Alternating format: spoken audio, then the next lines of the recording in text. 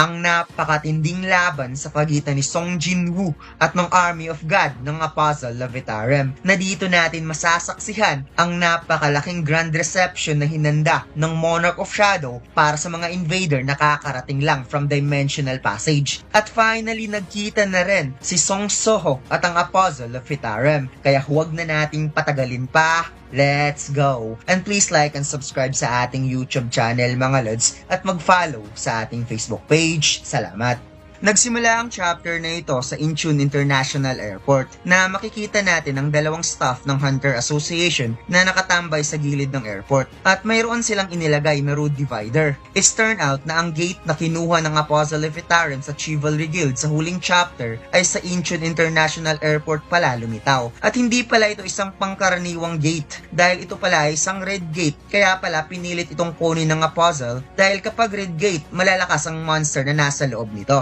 Nag-uusap ang tatlong staff ng Hunter Association na ayon pa nila na sobrang napakadelikado daw ng gate na ito based sa magic power na lumalabas galing sa gate. At kung hindi kaagad masubjugate ng mga hunter ang monster boss, sa tingin nila magkakaroon talaga kaagad ng dungeon break. At kapag mangyayari daw yon dito, nag-aalala silang baka magsanhi ng matinding damage sa airport. Subalit ang tatlong ito ay kontrolado na pala ng Apostle Levitarum. Maya-maya, lumabas na ang Apostle sa gate kasama ang dalawa niyang bodyguards. Kaya sinabi ng staff na ire-report niya na sa Hunter Association na okay na ang lahat at wala nang problema. Subalit mas lalong lumakas ang surge ng energy sa raid gate at unti-unting lumalabas ang monster from dungeon.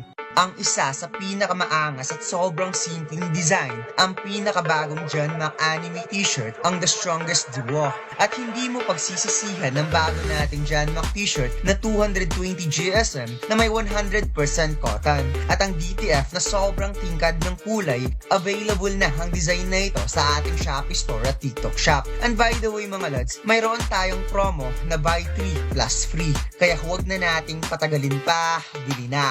Pagkatapos, ipinakita ang isang Angel Army na parang unti-unting nawawasak ang kanyang buong katawan at ang Angel Army na ito mga lads ay may pagkakahalintulad yung form sa mga Messenger of God ng Absolute Being, also known as Fragment of Brilliant Light.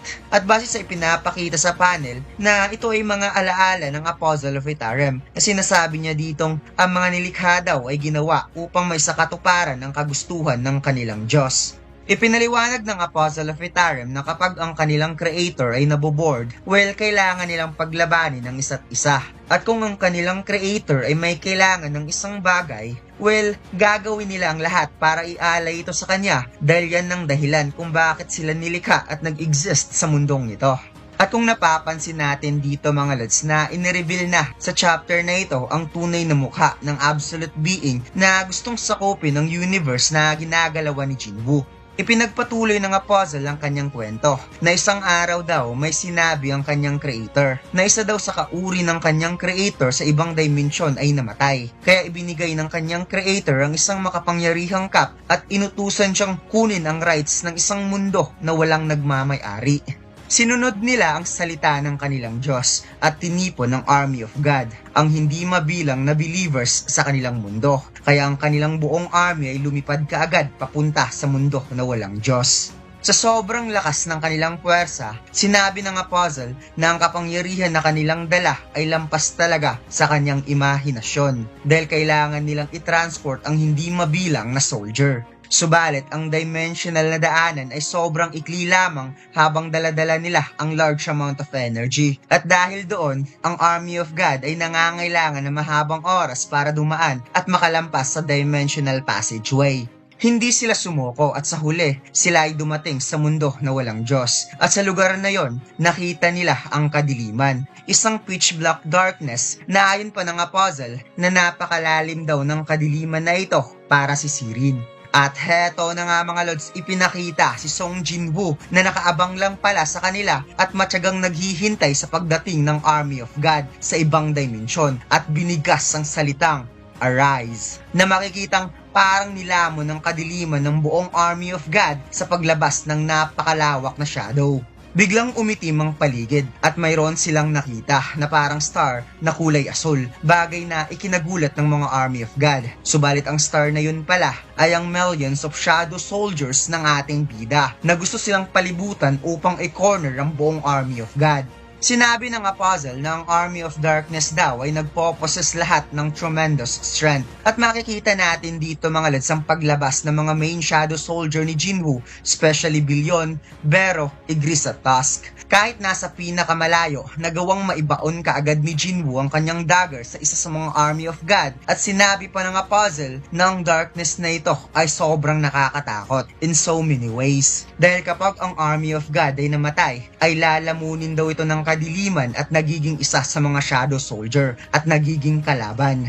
Nagpatuloy ang digmaan at ang kapangyarihan daw ng kadiliman ay pasimpleng lumakas na lampas sa kanilang imahinasyon, kaya ang Army of God ay napaatras dahil sa paghina ng kanilang momentum. At ang digmaan na naganap mula sa mundo na walang Diyos ay lumampas sa limitasyon ng dimension, na sobrang lakas talaga ng forces ni Jinwoo dito mga lads, na parabang ipinapahiwatig niya dito na pati sa dimensional passageway ay abot ang kapangyarihan ni Jinwoo. Ipinaliwanag ng Apostle na nakaramdam ng kawalan ng pag-asa ang Army of God na hindi sila makawala sa kadilimang dulot ng ating bida. Kaya ang sugo ng mga Diyos na tinatawag na Tail ay mayroong sinabi na isa daw itong magandang pagkakataon. Sinabi ng isa sa mga Tail na mayroon silang plano. Ang plano na ito ay para itong may hahalin tulad daw sa pagpunta ng Army of God sa mundo na walang Diyos na sobrang natagalan. Kaya yung mga nahuli ng kadiliman ay hindi na talaga makakabalik pa dahil sa lakas ng kanilang magical power. Nadagdag pa niyang wala siyang nararamdamang magical power sa mundo ng mga tao. So kapag gagamitin nila ang Mistburn, magagawa nilang pabagsakin ng mundong ito mula sa pinakaloob-looban.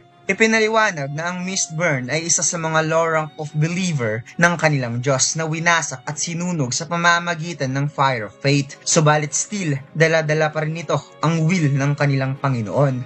Kahit na mga mahihina ang mga Mistburn monster, ang explosive na kakayahan daw nito sa pagpapalaganap ng pananampalataya ay napakatindi. Naayon pa niyang napaka-fatal daw ng fate na ito para sa mga human being na walang kapangyarihan. Inisip ng Army of God na kapag mapapalaganap nila ang kanilang pananampalataya sa mundo na walang Diyos, makakapag-manifest sila ng sanctuary sa earth at mga himala. Kaya lahat ng Tales ay sumang-ayon ng lubos sa strategy na plano nila. Ang Tail na ipinadala sa Earth ay ginamit ang kanyang kakayahan na hatiin ang kanyang strength and ability into 5 fragments. At ang pinakamahina na fragment ay siyang dinala ng Mistborn sa mundo na walang Diyos. At tulad ng plano, ang weakest fragment ay hindi na-detect ng kadiliman, which is ang darkness domain ni Jinwoo, na kanyang ikinalat sa outer space, kaya tagumpay na nakapasok ang weakest fragment sa mundo ng mga tao. Subalit nang dumating ang unang fragment of Tail, ay nagkaroon ng hindi inaasahang pagbabago na ang pagiging walang kapangyarihan sa mundo ng mga tao ay na-obtain ng magical power. So after all mga lads, hindi pala sinadya ng Apostle of Itaram na magkaroon ng awakening ang mga tao sa Earth nung siya ay dumating.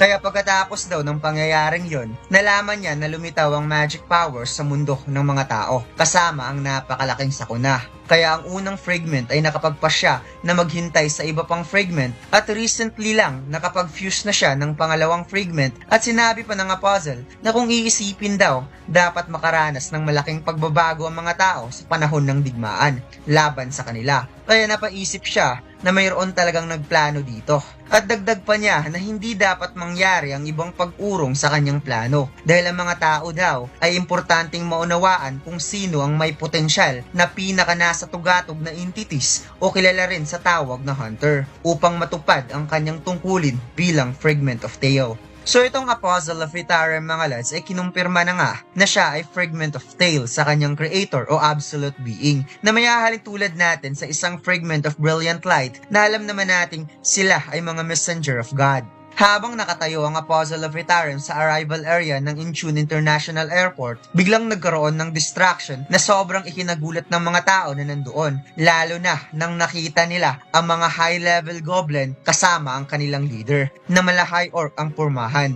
Since mukha nito ay kahawig rin lang naman ng goblin, ngunit kasing laki ito ng isang high orcs. Napasigaw ang mga tao nang na-realize nilang nagkaroon ng dungeon break sa International Airport mismo, habang ang iba ay nagsisitakbuhan at napasigaw na tumawag kaagad sa Hunter Association. Habang nagkagulo, sinabi ng Apostle na kapag ang monster ay nagkaroon ng maraming magic power ay gusto nitong maglaganap kaagad ng pagwasak. Kaya inaasahan niyang mayroong mga high-ranking hunter na lumitaw dito at kung maaari, gusto niyang makita kung gaano kalakas ang isang S-rank hunter. Samantalang may dumating na dalawang hunter na napatanong kung bakit nagkaroon ng dungeon break at nagtataka ang dalawa kung bakit walang hunter sa paligid. Nakita ng Apostle ang dalawang hunter na rumisponde at nakita niya na ang dalawang ito ay mga Stardust user. Ipinaliwanag ng Apostle na ang Stardust ay isang stimulant na nilikha sa pamamagitan ng pag-melt sa pananampalataya galing sa Mistborn. Habang mahina daw ang pananampalataya sa loob ng katawan ng mga Stardust user, usually daw hindi ito nagkaroon ng effect para mag-turn into faithful sa kanyang Diyos ang mga Stardust user. Kaya kung gagamitin niya ang Tails, ang kakayahang mag-amplify sa faith ng mga Stardust user, na parang ipinapaliwanag niya dito kung paano niya kinokontrol ang mga hunter na gumagamit ng Stardust. Kaya gamit ang mata ng Apostle na may kapangyarihan bilang Fragment of Tail, ang malabong pananampalataya ng Stardust user na nasa loob ng kanilang katawan ay tuluyang lumakas upang sambahin ng kanilang Diyos, which is ang kanyang creator, ang absolute being. Inutusan ng Apostle ang dalawa na umalis at huwag mag-interfere sa kanyang gagawin. Nakaagad namang sinunod ng dalawang hunter at nakilala siya nito bilang isang Apostle. Nagawang masaksak ng goblin ng isang babae at tinuluyan niya ito sa harap ng Apostle, habang ang babae ay lumapit pala sa kanya upang humingi sana ng tulong, subalit tinitigan lang ito ng Apostle of Itarim at sinabing nag-exist lang daw ang mga creation, which is tinutukoy niya ang mga tao na umiiral lang para sa kapakanan ng Creator God. Kaya para sa kanya, ang rason kung bakit nag-exist ang isang buhay para lamang matupad ang kagustuhan ng Panginoon. Subalit ang Apostle ay naguguluhan pa rin sa mga tao kung bakit ang tao na isang nilikha lamang ay nagkaroon ng pagnanasa tulad ng isang Diyos. Kaya napaisip siya kung bakit ang napakalubusang mahina ng mga tao ay nag-iisip na sila ay mas malakas compare sa kanila.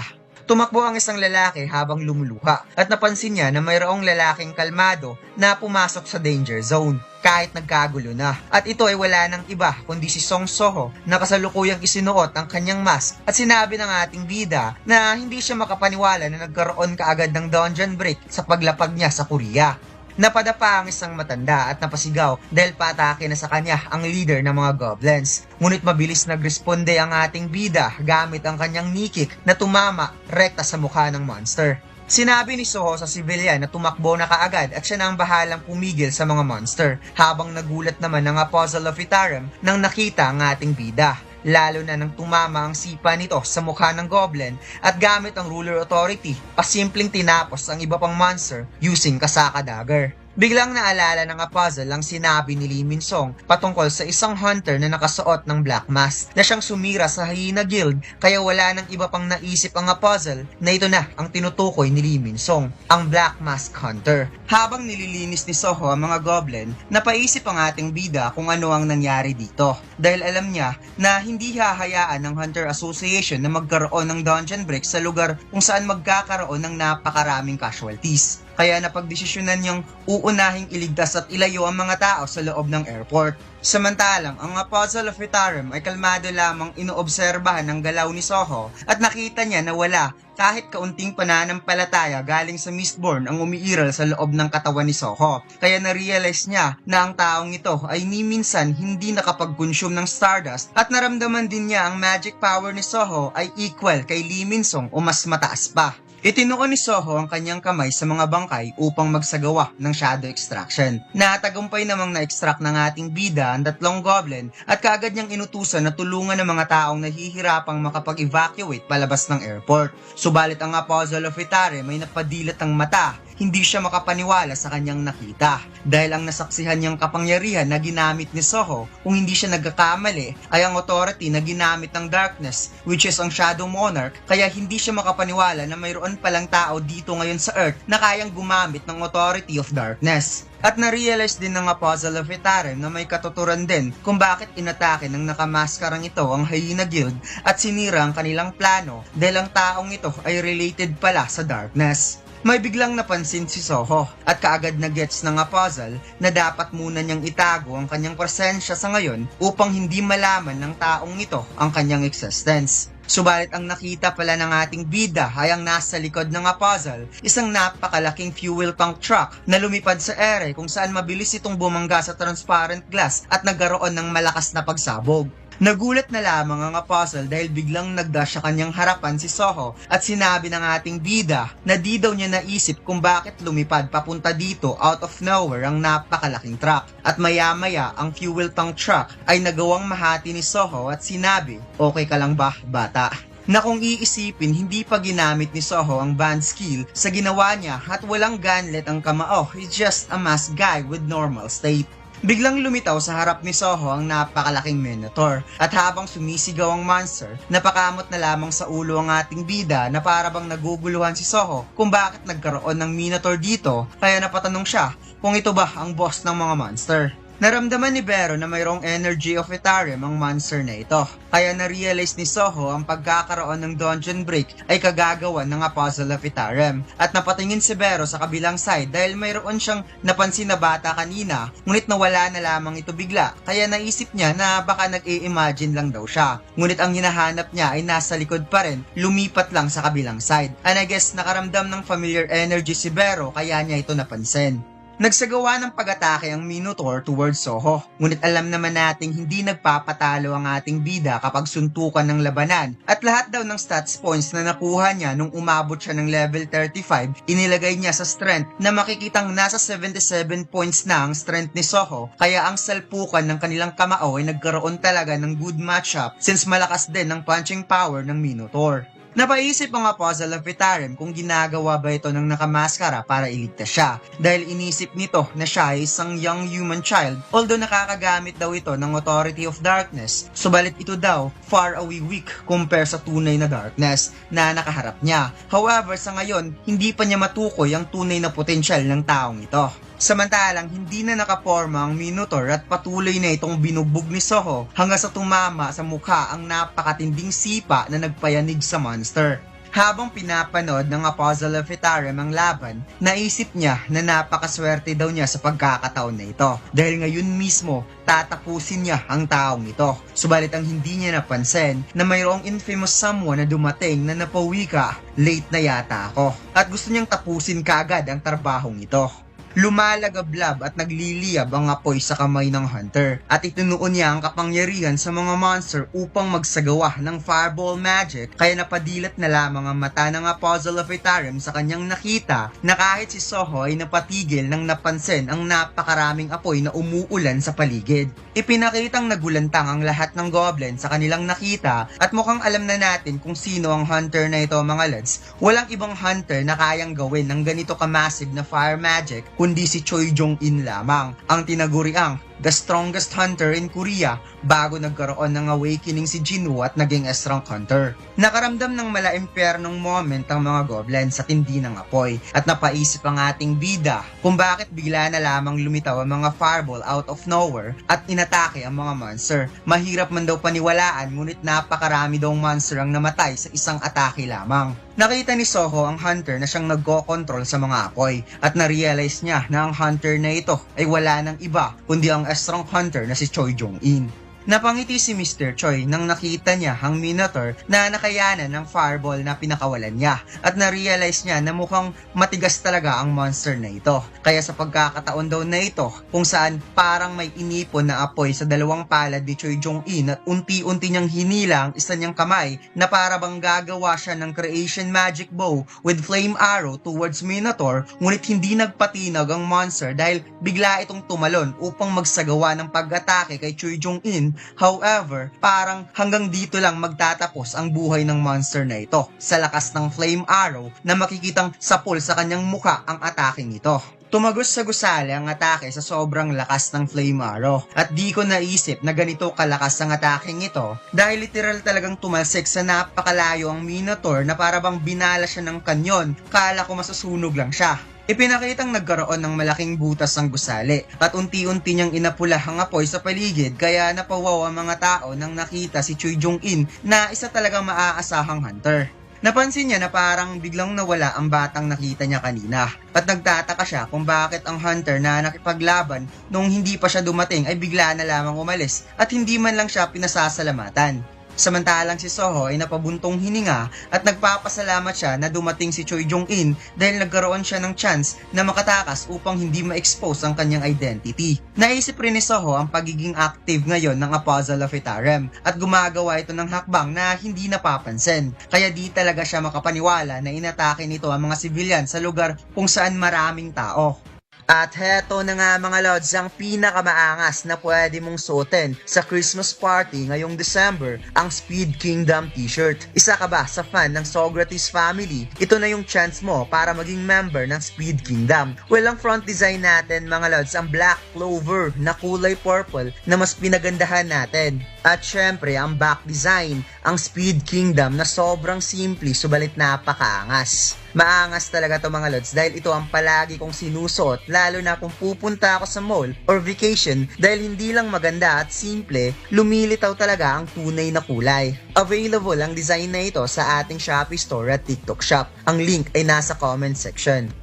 Ipinakitang unti-unting bumabalik sa normal ang pulang kalangitan dahil sa ataking ginawa ni Choi Jong-in. At pagkatapos, lumipat ang eksena sa gusaling pinagtataguan ng Apostle na para bang siya ay napamuni-muni at inisip pa rin ang nangyari kanina.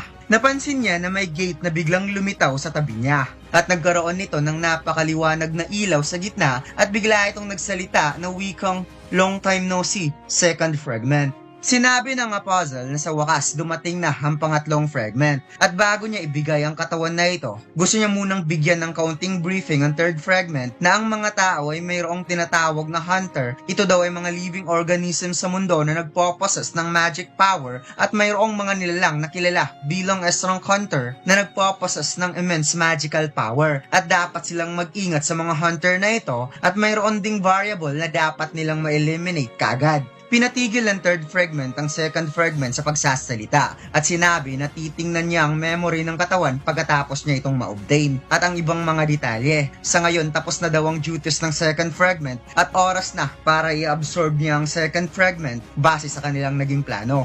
Hindi nakasagot ang second fragment na para bang napakalalim ang iniisip niya kaya napatanong ang third fragment kung ano ang problema ng second fragment. Nasagot naman ito, wala lang naman. Iiwan niya na ang lahat sa third fragment. Paliwanag niya na nakaramdam siya ng kalungkutan dahil mawawala siya sa mundong ito bilang may panibagong personalidad na magte-take over sa kanya. Subalit hindi naman daw nakakatulong ang feelings na to dahil after all, ang pagtupad ng kagustuhan ng kanyang Panginoon ang pinaka-top priority sa lahat dahil ang lahat ng ito para sa kapakanan ng kanilang creator kung saan kinuha ng Apostle ang pangatlong fragment at ipinasok sa loob ng kanyang katawan na makikitang nagkaroon ng napakalakas na liwanag na kahit sa labas ng gusali, umapaw ang liwanag ng Pasko.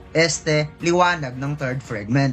Nagkaroon ng itim na usok na parabang naghalo ang pula at dilaw na mana sa paligid kung saan ipinakita ang dalawang paa ng Apostle na tuluyang lumaki at naging binatilyo na parabang nasa around 20 years old ang edad ng Apostle of Etarem. Sinabi ng Apostle na ito pala ang memory ng second fragment at ang tinukoy daw nito na isang variable na dapat tapusin ay nakita niya na at hindi niya inaasahan na mayroong isang being na capable sa paggamit ng same authority as darkness. Kaya napagtanto niya na ang desisyon ng second fragment ay mali para sa kanya dahil sayang lang daw kung tatapusin niya ang taong yon kung pwede naman daw niya itong gawing alagad at kapag nagawa niya itong makontrol kahit ang mga patay pa mismo makokontrol na rin niya. Pagkatapos, lumipat ang eksena kung saan gabi nang nakauwi si Soho sa kanilang bahay at makikitang pagod na ang ating bida dahil ikaw ba naman ang sasalubungin ng mga malalakas na monster sa airport at kakagaling mo lang sa field type pyramid dungeon. Kaya napatingala na lamang si Soho habang humihinga ng malalim sa sofa.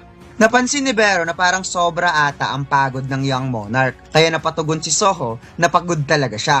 Napagod siya sa lecture ng kanyang uncle na makikitang galit na lumuluha itong si Eugene Ho Sa sobrang pag-aalala dahil okay lang naman daw na poprotektahan ni Soho ang Earth, subalit ang kaligtasan daw nito ang mas dapat papahalagahan dahil kung may masamang mangyayari sa kanyang pamangkin, di niya alam kung paano harapin ng mga magulang nito. Kaya napangiti na lamang si Soho na inaalala ang mukha ng kanyang uncle dahil alam niyang nag-aalala din ngayon ng kanyang ama at ina. Biglang tumayo ang ating bida at pangiting sinabi kay Vero na pupunta sila ng Shadow Dungeon. Kaya nagbungkahi ang insekto na sa tingin daw niya, kailangan munang magpahinga ni Soho kahit saglit man lang.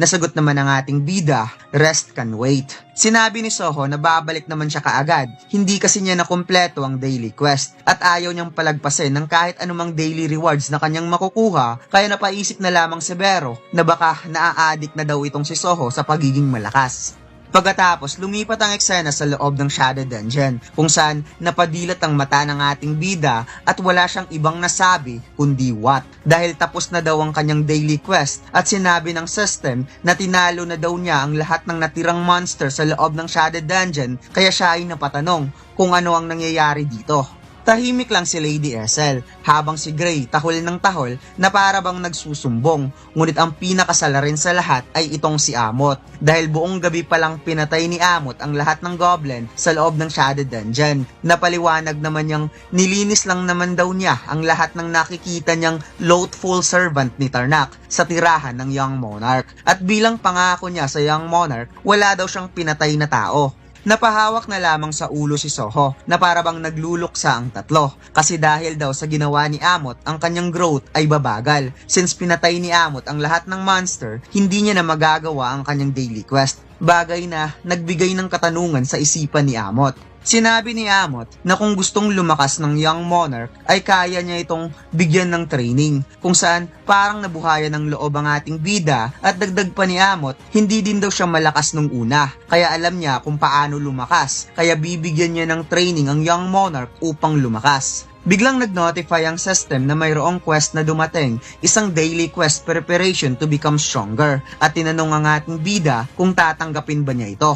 Kaya hindi nagdadalawang isip si Soho na tanggapin ng quest at nagpasalamat kay Amot at aasahan daw niya ito. Umilaw ang status window at nakita ng ating bida ang 100 push-ups, 100 sit-ups, 100 squats at 10 kilometers run. Kaya napatanong siya kung ito ba ang training na gagawin niya. Na para bang nadadalian lang si Soho sa training na ito. Ngunit sinabi ni Amot na hindi pa yan sapat dahil kailangan daw siyang kargahin ni Soho sa likod habang ginagawa ang lahat ng ito. At ipinaliwanag nga ng system na dapat talagang kargahin ni Soho si Amot habang ginagawa ang task. Bumilog ang mata ng ating bida nang nalamang kailangan niyang kargahin si Amot at kahit si Lady Ethel ay napaisip rin kung paano kakargahin ng Young Monarch ang higanteng reptile. Sinabi ni Amot, alam niya na mahihirapan si Soho sa current size niya. Subalit ayos lang naman dahil ang kanyang katawan daw ay sanay ng wasake ni Tarnak at ilang beses na rin daw itong na-regenerate. Kaya magagawa niya itong manipulahin na makikitang nagulat ang tatlo sa kanilang nakita dahil si Amot ay bigla na lamang lumiit at sinabing, ayos na ba to?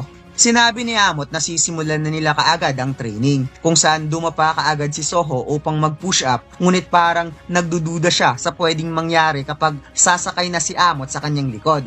Ipinaliwanag ng system na dahil sa malaking pagkakaiba ng lakas ni Amot at ng player, lalo na sa fighting ability, ang kanilang band skill ay nakalock at kailangan munang mag-level 80 ni Soho bago ma-unlock ng player ang kanilang band skill. So nasa S-rank level na talaga itong si Amot mga lods dahil sa ngayon si Soho ay nasa level 35 pa at siya ay nasa around A-rank level. So mahaba-habang pagsasanay pa ang dapat gawin ng ating bida. Kaya ang pagsasanay na ito ay siguradong bibilis talaga ang kanyang pag-level up. Subalit hindi nga nagkakamali ng expectation si Soho dahil siya ay bumaon sa ground nang umupo si Amot sa kanyang likod. Kaya napa-oops na lamang ang reptile dahil nakalimutan daw niyang sabihin na kaya niyang palitin ng kanyang katawan ngunit hindi nagbabago ang kanyang bigat.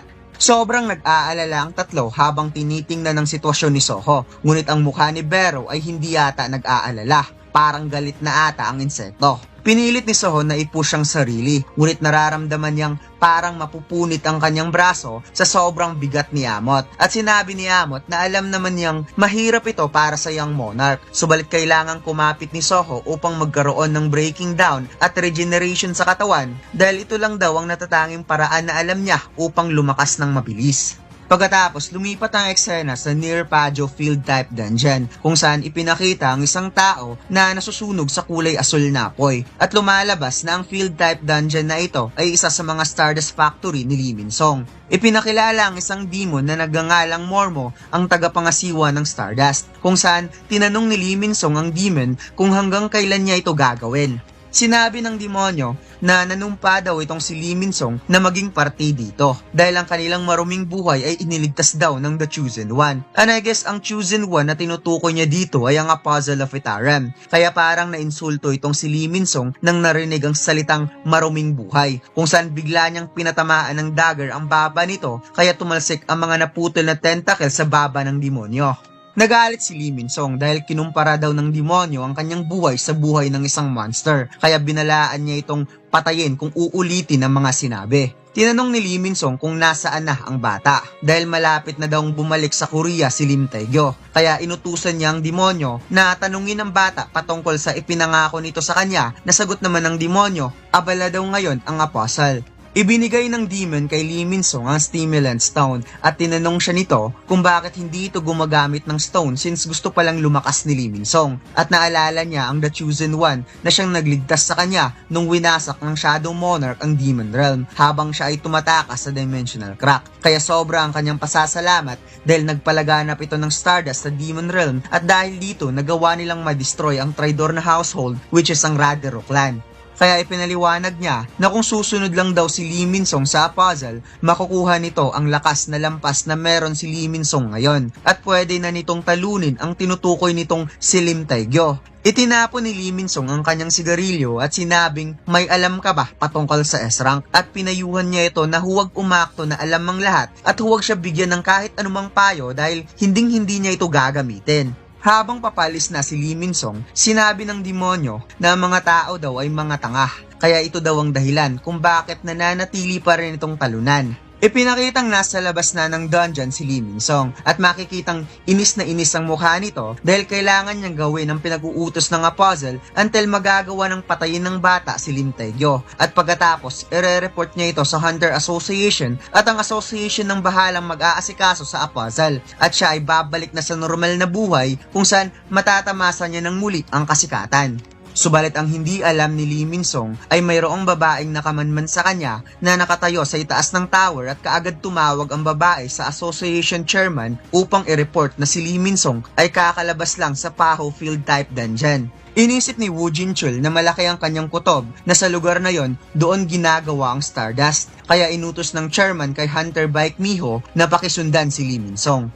Nasa office pala ng chairman si Mr. Choi. Nakikinig lang sa usapan at sinabi niya na mukhang malapit na nilang malaman kung ano nga ba talaga ang ginagawa ni Lee Min-song dahil during sa airport dungeon break incident daw, lahat ng Hunter Association staff na nagmamanage malapit sa gate ay nawalan ng alaala sa parehong oras at ang mga hunter na ito ay nakapag-consume ng Stardust. At nadiskubrihan din nila na ang mga hunter sa iba't ibang lugar na may kakaibang galaw, lahat sila ay magkatulad lamang na nakapag-consume ng Stardust. Sinabi ng chairman na dahil lumilitaw ang isang questionable na pangyayari, kailangang itigil ng Hunter Association ang paggamit ng Stardust. Kaya napatanong si Mr. Choi kung ano ang gagawin ng chairman kay Lee Min-song. At seryoso namang sinagot ni Woo Jin-chul na kailangan nilang mahuli si Lee Min-song at ang nasa likod nito. Kung saan nagmungkahi itong si Mr. Choi na gagamitin ng kanyang mga hunter upang tulungan ang chairman ng Hunter Association. Nakita ni Jin-chul ang picture sa kanyang table at naalala niya ang sinabi ng CEO na si Yoo Jin-ho na ligtas nang nakabalik si Soho sa Korea at naisip niya na kung si Soho ay isang growth type hunter katulad ng kanyang ama, malaki ang chance na hinahadlangan ng system kung ano ang kailangan nitong gawin katulad ng nararanasan ng kanyang ama. Kaya sinabi niyang para kay Jin-woo, gagawin niya ang lahat para tulungan si Soho. Pagkatapos, ipinakitang nagpang-abot ang pawis at laway ni Soho sa push-up na kanyang ginagawa dahil nasa 99 push-up na pala ang ating bida. At ipinakita na nagkapunit-punit ang muscle tissue sa kanyang braso sa pang 100 push-up habang si Amot kalmado lamang sa likod ni Soho. Hindi maipahiwatig ni Lady Essel at Gray ang sobrang pag-aalala para sa Young Monarch, habang si Vero hindi na nakapagtimpi pa at tinawag niyang stupid crocodile itong si Amot at gusto niyang ipatigil ang pagsasanay. Kahit tumatalsik ang dugo sa braso ni Soho, pinilit niyang itaas ang kanyang kamay at binuksan ang status window upang pindutin ang purchase. Kaya napatingin na lamang ang apat na monster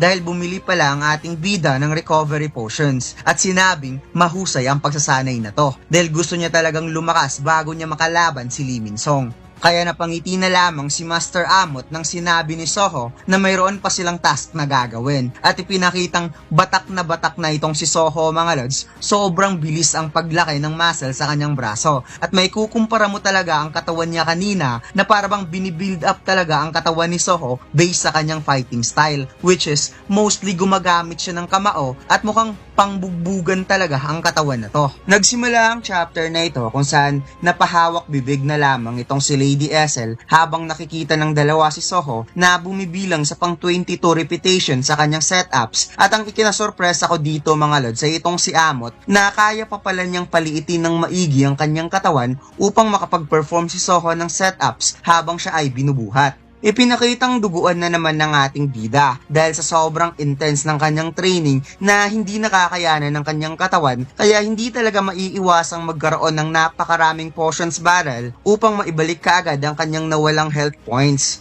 Umabot na sa squats ang ating bida at ginamit niya ang band skill with Gray upang masustain ang napakatinding training dahil kahit sobrang liit na ni Amot, malahigante naman ng bigat nito. Kaya yung battle ng health potions ay mas lalong dumami hanggang sa tumakbo na nga itong si Soho na parabang daladala niya ang bigat ng buong mundo. Kaya di mapigilang magpang-abot ang luha at pawis ng ating bida habang siya ay tumatakbo.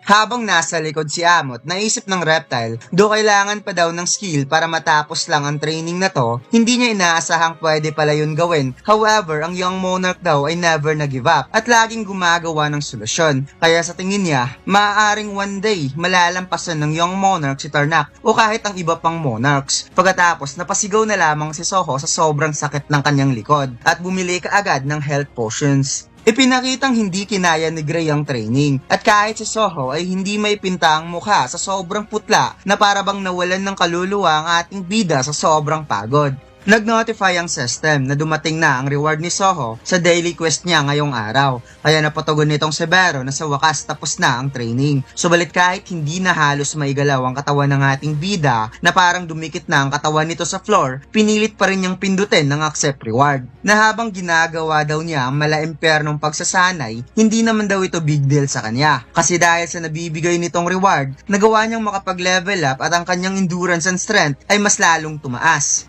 Hindi niya alam kung mas mabisa ang pamamaraan na ito, subalit kung magagawa niya ang daily quest na hindi nahihirapan, well sigurado siyang mabilis talaga siyang lalakas. Kaya kahit nanginginig ang kanyang kamay, napatthumbs up pa rin siya kay Amot at aasahan daw niya ito bukas, bagay na sinang-ayunan naman ng Reptile Monster. At heto na nga mga lods ang pinakamaangas na pwede mong suotin sa Christmas party ngayong December, ang Speed Kingdom t-shirt. Isa ka ba sa fan ng Socrates family? Ito na yung chance mo para maging member ng Speed Kingdom. Well, ang front design natin mga lods ang Black Clover na kulay purple na mas pinagandahan natin. At syempre ang back design, ang Speed Kingdom na sobrang simple subalit napakaangas. Maangas talaga to mga lods dahil ito ang palagi kong sinusuot lalo na kung pupunta ako sa mall or vacation dahil hindi lang maganda at simple, lumilitaw talaga ang tunay na kulay. Available ang design na ito sa ating Shopee store at TikTok shop. Ang link ay nasa comment section. Pagkatapos, ipinakitang hawak-hawak ni Vero ang kumot at lumalabas na nakauwi na ng bahay si Soho at nakatulog ito kaagad. Kaya napapansin ng insekto na parang umuuwi na lamang ang Young Monarch upang magpahinga. Ngunit para sa kanya, sa araw na to, mahusay daw ang ginawa ng Young Monarch. Kaya oras na para siya naman daw ang mag-relax at mag-me time, kaya manunood na lamang siya ng TV shows. Nakita ni Behro ang balita na ang Hunter Association ay gumawa ng regulation concerning about field type dungeon na nakaranas ng dungeon break matapos ang airport dungeon break incident. Ipinaliwanag na di daw tulad ng ibang dungeon na nasa loob ng gate, ang field type dungeon daw ay ginagawang retrieval sa labas ng gate tulad ng pagkuha ng mga materials like magic essence crystal of monster, at ang rights daw ng field type dungeon ay binibigay sa mga private guild na nakakuha naman sila ng malaking benefits dito. Subalit dahil sa incident, ang Hunter Association ay gumawa ng paraan laban sa Grim Reaper Guild at sa ibang guild na mayroong rights sa high rank field type dungeons. Pagkatapos, ipinakitang nabasa ni Lee Min-song ang bagong regulation ng Hunter Association laban sa Grim Reaper Guild, kaya siya ay napa-what is this na lamang. Sinabi ng mga taga-Hunter Association na ang Grim Reaper Guild daw ay may maraming hawak na field type dungeon at hindi nila hahayaang mag-cause ito ng malaking damage sa current state ng mundo ngayon. Kaya ang upper management ng Hunter Association ay nag-utos na ang birang Pajo field type dungeon na siyang hawak ngayon ng Grim Reaper Guild ay kailangang i-cleared kaagad. At dagdag pa nila na mukhang more than half year nang hindi gumagawa ng Hunter Works itong si Lee Min-song. Kaya kailangan itong mag-participate sa Pajo Field Type Dungeon Raid kung gustong manatili ang Hunter license ni Lee Min-song. Tumagas ang pawis ni Lee Min-song at napaisip na sigurado siyang ginawa ito ni Chairman Wu upang siya ay pigain at hindi siya makapaniwala na ang pinakamalaking factory pa talaga ang hinahabol pa ngayon ng chairman sa daming field type dungeon na nag-i-excess na hawak nila. Kaya naisip niyang hindi tanggapin ang proposal na ito kahit makakalaban niya pa ang Hunter Association. Subalit, bigla na lamang siyang nagulat nang may biglang nagsalita na tatanggapin nila ang request ng Hunter Association. At ito pala ay si Lim Taegyo, ang Guildmaster ng Grim Reaper Guild, na napawikang dapat lang talaga silang sumunod kung ano ang pinag-uutos ng chairman. Bagay na ipinagpapasalamat naman ng mga tauhan ng Hunter Association. Napangisngis si Lee Min-song sa naging desisyon ni Lim Taegyo at inisip na kaya pala bumalik kaagad dito galing sa overseas mission ay upang harangan ng kanyang mga pinaplano. Bago tuluyang umalis sa mga taga-Hunter Association, sinabi nila na magpapadispatch sila kaagad ng Hunter sa Pajo Field Type Dungeon. Kaya kailangang bumuo ng party ang Grim Reaper Guild upang samahan ang kanilang mga Hunter. Tahimik na nagkaharap ang dalawa at itong si Lee Min-song ay parang nagluluksa sa laki ng problema. Kaya sinabi niyang ano daw itong ginagawa ni Lim Taegyo na parang hindi daw nag-iisip kung gaano kamahal ang isang field type dungeon. Biglang napatugon si Lim Taegyo na kung inaakala ni Lee Min-song na ang layunin talaga ng Hunter Association ay i-clear ang dungeon, well parang mali ka ata. Dahil sa tingin niya, probably na-realize na ng taga-Hunter Association kung ano ang sekretong ginagawa ni Lee Min-song. At mukhang nakalimutan daw ata nito ang kanyang sinabi na hindi dapat maliitin ang mga taga-Hunter Association. At hindi lang daw binabaliwala ang kanyang warning, kundi ginamit pa nito ang guild member sa gusto nitong gawin habang wala siya. Biglang nagpalabas ng matinding aura si Lim Taegyo sa sobrang galit at sinabi na kung inaakala daw nito na siya pa yung driver noon na palaging nililinis ang kanyang dumi, well, nagkakamali ka. Kaya parang demonyong naputulan ng sungay itong si Lee Min-song nang na-realize kung sino talaga ang masusunod sa kanila. Biglang nag-ring ang cellphone at nakita niya na nag-text sa kanya ang isang recruiter na mayroon daw bagong S-rank hunter ngayon na lumitaw sa Korea. Kaya inutusan niya si Lee Min-song na maghanda ng contract wages dahil bibisitahin niya ang Hunter Association at bago siya umalis, sinabi niya na maaari pang maiayos nito ang problema kaya dapat gagawin nito ang lahat para linisin ang duming ikinalat sa paligid. Sa paglabas ni Lim Taegyo, bumulusok ang galit ni Lee Min-song, lalo na't nalaman niyang mayroon na namang bagong S-rank hunter dahil lahat daw ng mga ito ay naging swerte lang na naging S-rank at umaakto na kaagad na parang sino. Kaya sinabi niyang kapag ang batang alien ay lalaki na at ang fragment na hinihintay nito ay dumating, sisiguraduhin niyang mamamatay si Lim Taegyo sa kamay ng alien para sa kanya. Subalit may bigla siyang napansin. Napansin niya ang cellphone na iniwan ni Lim Taegyo upang maghanda siya ng tamang kontratang sahod sa bagong S-rank hunter. Kung saan unti-unting napakagat-labi si Lee Min-song at tuluyan itong humalakhak sa tuwa dahil nakita niyang ang bagong S-rank hunter ay ang batang alien pala. At kitang-kita na nakuha na nito ang hinihintay na fragment. Pagkatapos, lumipat ang eksena sa Hunter Association building kung saan kakalabas lang ng Apostle of Itarum sa measurement room at inabangan kaagad siya ng napakaraming recruiter at reporter upang mapanayam. Nagulat ang lahat sa bagong Strong Hunter, lalo na't naramdaman din nila ang napaka-unusual na aura at hindi pa nila alam kung ano ang pangalan nito. Ngunit may biglang nagsalita at kinongratulate ang bagong Strong Hunter at tinawag niya ito sa pangalang Hunter Park Dujin. At ang lumapit ay ang Guildmaster pala ng Hunter Guild na si Choi Jong-in. Biglang napatitig ng saglit si Mr. Choi sa bagong Strong Hunter at napatanong siya kung nagkita na ba sila dati dahil feeling niya parang nakita niya na itong si Park Doji noon. Sagot ng Apostle na mukhang hindi pa sila nagkita dahil di rin niya kilala kung sino ang kaharap niya ngayon. Kaya humingi ng apology si Mr. Choi dahil nagkamali lang siya, baka ibang tao lang yung nakita niya at kaagad niya itong inoferan ng signed contract for Hunter Guild. Subalit nagpasalamat ang Apostle sa proposal ng Guildmaster dahil mayroon na siyang guild na napili na gusto niyang signan ng contract kaya hindi siya pwede sa Hunter Guild.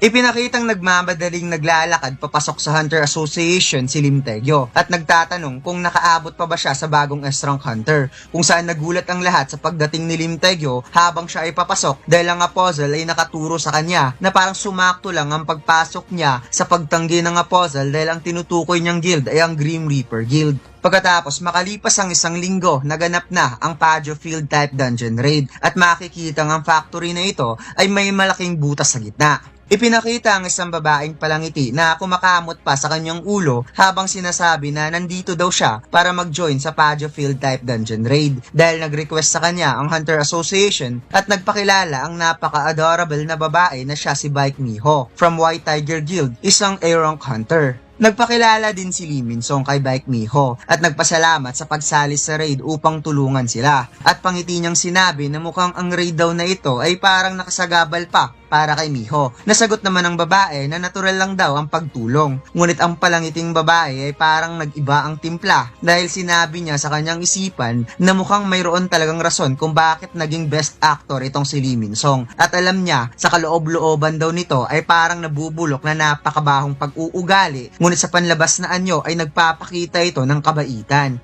At dagdag pa niya na sisiguraduhin niya na ang lahat ng nakatagong baho sa loob ng Pajjo Field ay mai-expose sa araw na to at siya mismo ang magtatanggal ng maskarang sinusuot ni Lee Min-sung. Ngunit hindi niya in-expect na mayroong unexpected variable na mag-participate kaagad sa raid, ang bagong Strong Hunter nakakasali lang sa Grim Reaper Guild. Kaya habang tinitingnan niya ang dalawa, hindi talaga mawala sa kanyang kutob ang kakaibang enerhiya na bumabalot sa dalawang hunter. Kaya naging serious mode nga itong si Baek Miho dahil nararamdaman niyang parang hindi siya komportable at may masamang mangyayari sa raid na to. Nagsimula nang pumasok ang mga taga-hukay, kaya kinuha na nila isa-isa ang kanilang pickaxe at ipinakita ang isang lalaki na kahit nakatalikod ang lalaking ito, alam nating ang lalaking ito ay si Song Soho, since parang ito na rin talaga ang tamang panahon na haharapin niya itong si Lee Min-sung upang malaman ang patungkol sa Apostle of Itarim. Ngunit hindi niya alam na nasa paligid lang pala ang matagal niya nang hinahanap. Few days ago, bago nagsimula ang raid ng Pajjo Field type dungeon, ipinakitang nakangiti itong si Lee Min-sung na napawikang hindi niya aakalaing sa napakaikling panahon na hindi sila nagkikita sobrang bilis pala lumaki ng mga alien. Kaya napatagon ng Apostle na simple lang naman yung ginawa nila. Nagpalit lang sila ng personality at pinili talaga nila ang maliit na katawan dahil mas advantage ito for survival sa earlier stage. Dagdag pa ng Apostle na hindi niya kailangang isaalang-alang pa ang appearance ng kanyang katawan since may mga fragment pa na dapat i-gather upang bumalik ang kanyang tunay na lakas.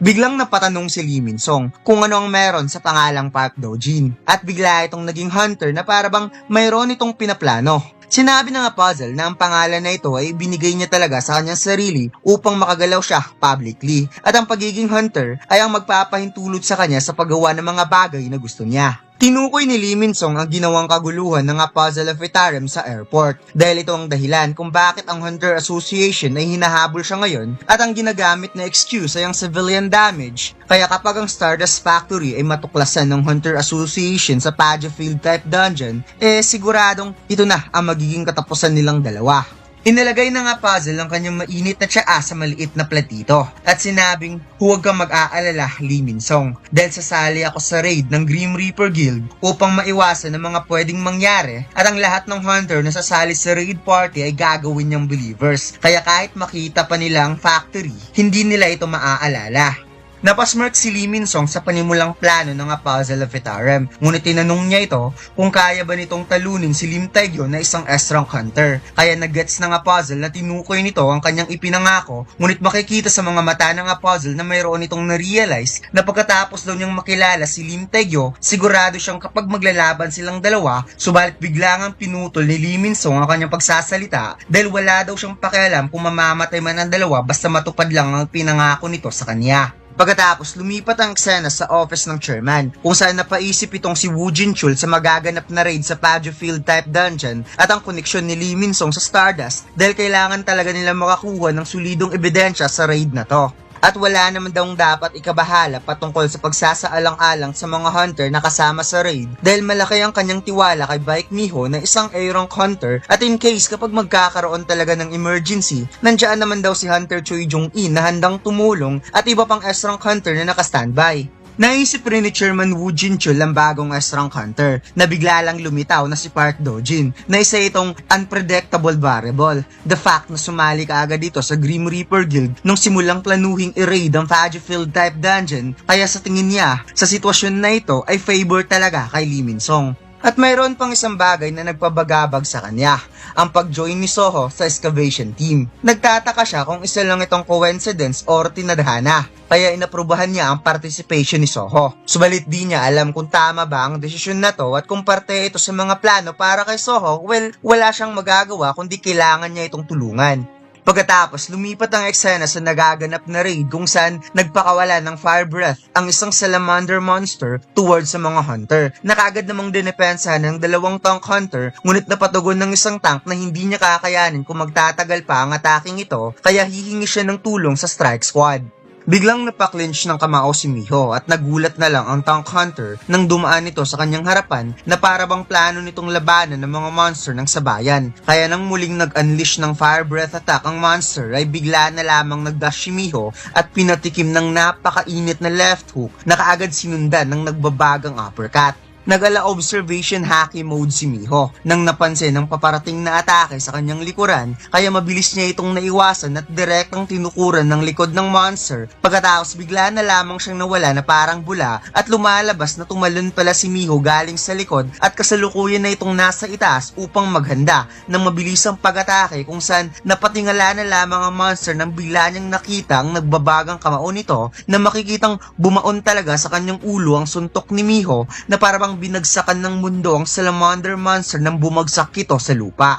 Ipinakitang madaling napabagsak ng isang A-rank hunter ang dalawang salamander at napansin kaagad ni Miho na hindi man lang sumali si Lee Min-song sa laban na makikitang naninigarilyo lang ito sa likod ng strike team kaya na-realize niyang nakakaawa naman itong si Lee Min-song para sa isang hunter na na-awaken bilang A-rank na para bang ginagawa lang nitong joke ang pagiging hunter. Ngunit ang hindi niya alam ay may isang salamander na umatake pala sa kanyang likuran kaya napagtanto niyang hinayaan niyang sarili na madistract. Subalit ang salamander na ito ay pinukpok lang ng puzzle sa batok na para bang nagmimistulang simpleng monster ang isang salamander pagdating sa puzzle.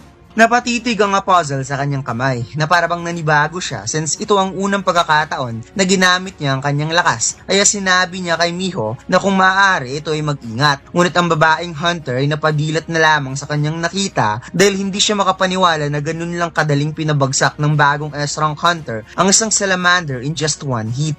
Kaya ang inakala niyang parang bata ay nakalimutan niyang isa pala itong S-rank hunter. Kaya di siya nagtataka na sumali ito sa raid gamit lang ang casual na damit. At maya-maya parang dinaanan lang ng kidlat ang ulo ng tatlong salamander dahil isa-isa itong pinugutan ng Puzzle of Vitarum. Kaya dito na na-realize ni Miho na ang isang S-rank hunter ay nasa ibang level talaga compare sa isang A-rank.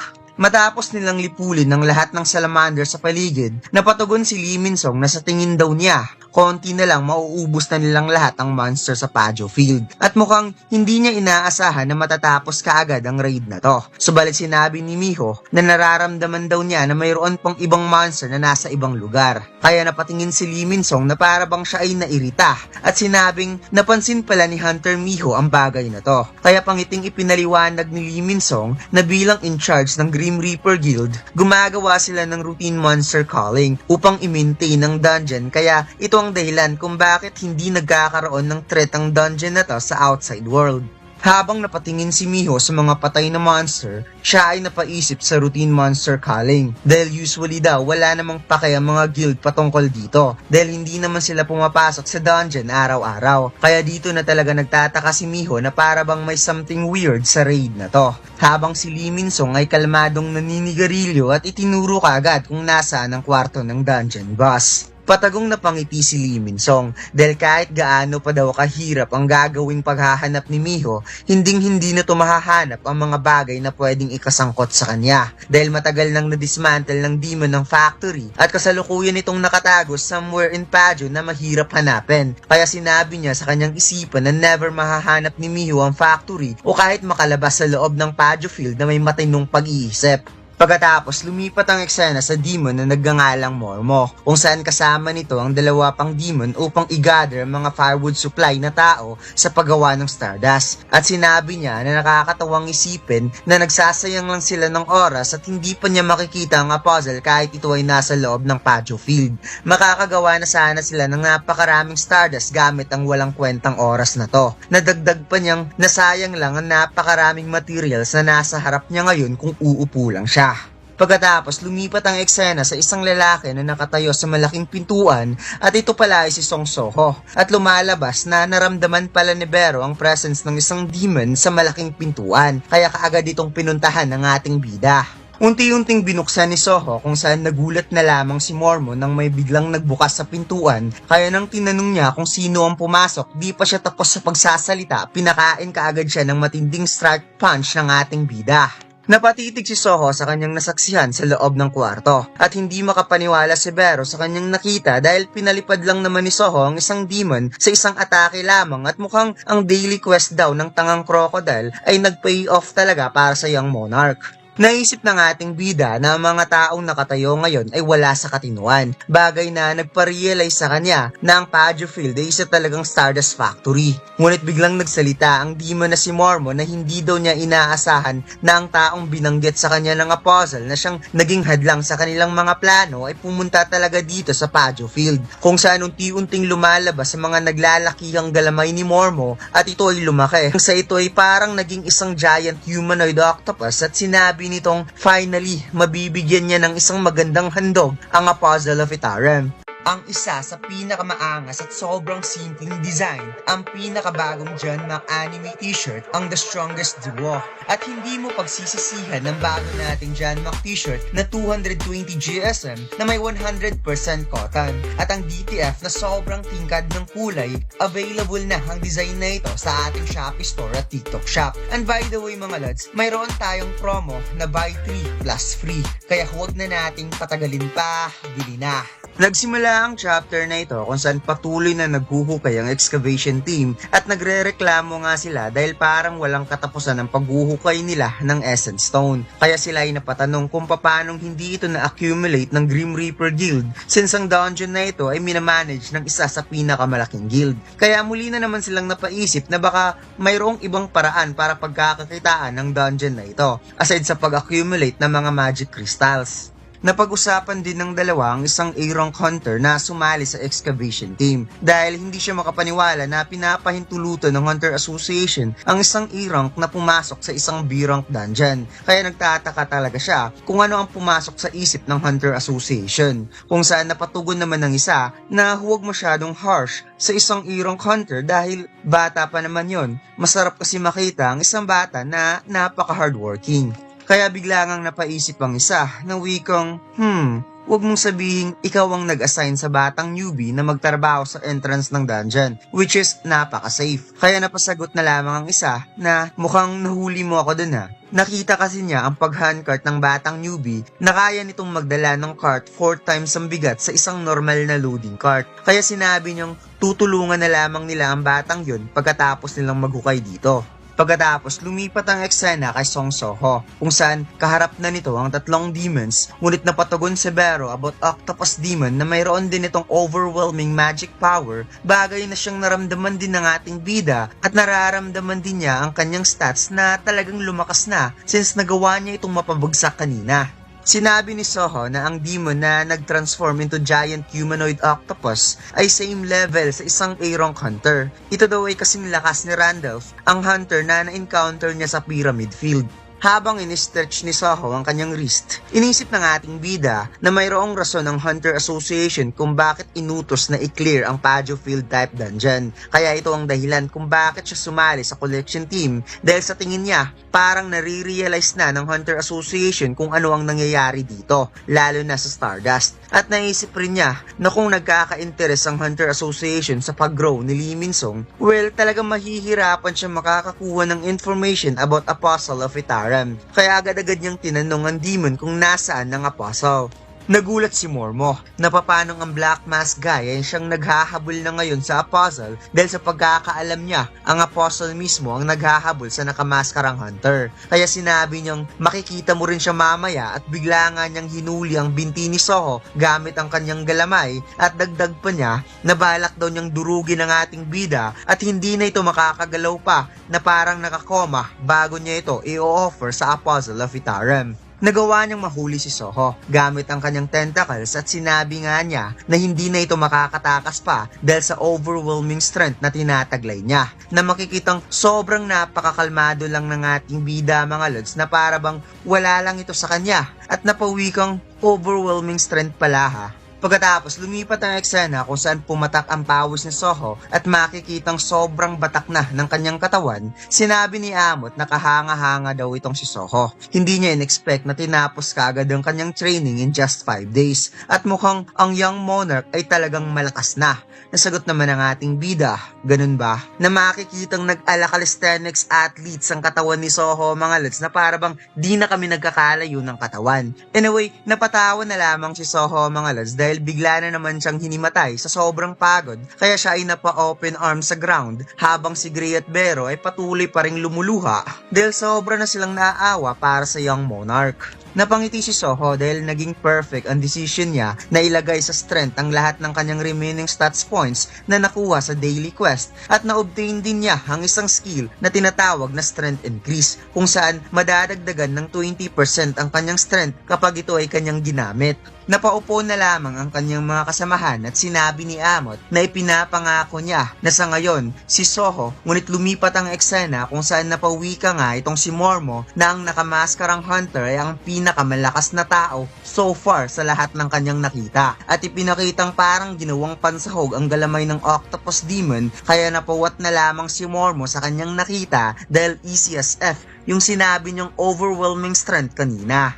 Ipinakitang wala talagang nagawa ang mga tentacles ni Mormo laban sa young monarch. At kung iisipin natin mga lods, kung si Mormo ay ka-level ng isang A-rank na si Randolph, siguradong tama nga ang hula natin na isa ng S-rank itong si Soho. Biglang nag-ala observation haki mode si Soho at lumalabas na ang strength ng ating bida ay nasa 120 points na pala kaya di talaga uubra ang strength na ipinagmamayabang ni Mormo sa kanya at bigla na lamang nagdash si Soho at direktang inatake ang dalawang frontliner demon gamit lamang ang spear hand attacks at isa pang simpleng uppercut sa nguso ng isa pang demon. Napunta kaagad si Soho sa harap ni Mormo at habang siya ay kumokuryente sa sobrang bilis, sinabi niya na tatanungin kita ulit, nasaan ang Apostle of Itaram? Ngunit hindi pa rin nagpatinag itong si Mormo at sinubukan pa rin niyang atakihin ang ating bida gamit ang buo niyang lakas at sinabing pupunta tayong dalawa sa impyerno at sasabihin ko sa'yo kung nasaan. Nasagot naman ang ating bida, ganun ba? Biglang hinawakan ni Soho ang ulo ni Mormo na sobrang ikinagulat ng demonyo sa hindi inaasahang pwedeng mangyari sa kanya, subalit huli na ang lahat dahil pasimpleng inalis ng ating bida ang kanyang ulo sa katawan niya at kaagad kinuha ni Soho ang kasaka dagger upang mag-unleash ng napakaraming slashes at mukhang nasa ibang level na talaga itong si Soho mga lods compare sa mga huling chapter. Habang hawak-hawak ni Soho ang ulo ng demon, nakuha pa nitong makapag-isip kung ano ang meron sa taong ito. Bakit mayroon itong unwavering vibe na para bang kahit anong gawin niya, hindi ito natitinag. Sinabi ng ating bida na hahanapin niya ang apostle kahit anong mangyari at bigla nga niyang inihagis pataas ang ulo ng demon at tinawag si Bero. Nasagot naman ng insekto, "Yes my lord." Habang nasa ere ang Olo, inisip ng demon na nakakatawa. Hindi kasi niya naiintindihan kung bakit hinahanap ng nakamaskarang hunter ang apostle. Subalit salamat na lang rin daw sa tulong ng apostle dahil nagawa nilang mawasak ang Radero household of Demon Castle, ang pinakasuklam-suklam na traidor sa lahi ng mga demonyo. Kaya satisfied siya kung ano ang nagawa niya. Ngunit hanggang doon lang dahil nilamon kaagad siya ng maliit na Ant King na si Bero. Pagkatapos nakaramdam kaagad ng kakaiba si Lady Ethel, naramdaman niyang parang biglang gumaan ang kanyang pakiramdam anay sa pagkamatay ni Mormo na isa sa mga demon na uminom ng dugo niya, unti-unti nang nadadagdagan ang kanyang lakas. Pagkatapos lumipat ang eksena kung saan parang nasasarapan itong si Bero dahil ika nga niya na ang octopus na to daw ay medyo malinamnam. Sinabi ni Soho kung posible bang malalaman ni Bero ang patungkol sa Apostle of Itarem. Natugon naman ng insekto na kung patungkol sa Apostle, ang iniisip ng Demon Octopus ay isa itong shining light ngunit hindi niya nahahanap ang small detail about Apostle. Nakita ni Soho ang pintuan na pinasukan niya at mukhang isa lang itong dead end kaya inisip niyang wala siyang choice kundi dapat niyang makuha ang impormasyon galing kay Lee Min-song na siyang in charge sa buong Stardust Factory at kailangan muna niyang uunahing i-evacuate ang lahat ng tao sa loob ng dungeon.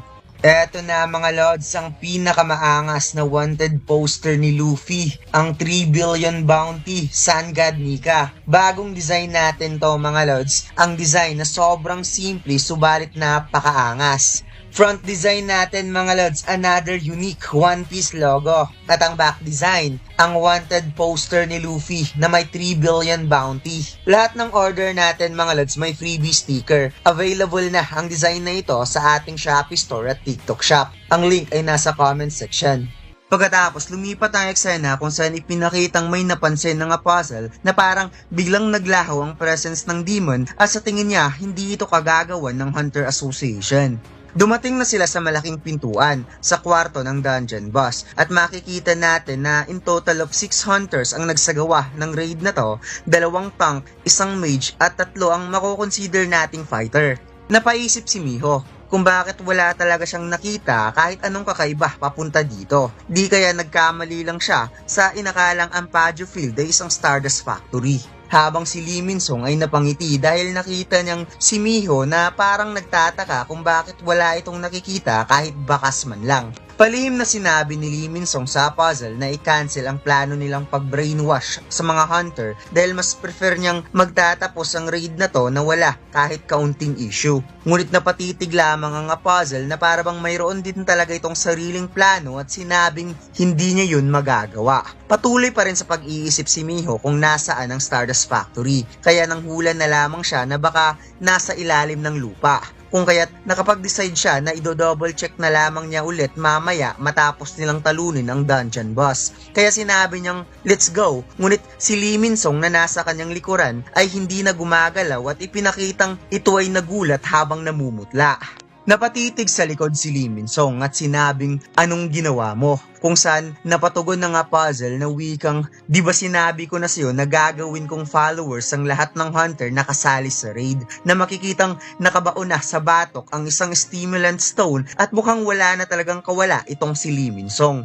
Paliwanag ng puzzle na ang isang tao na pumili na kakampi sa kanila ay dapat mayroon itong certain value at ang pagtatrabaho sa isang A-rank na katulad ni Lee Min-song para patayin ng isang S-rank hunter ay isang kakaibang proposal sa simula pa lang.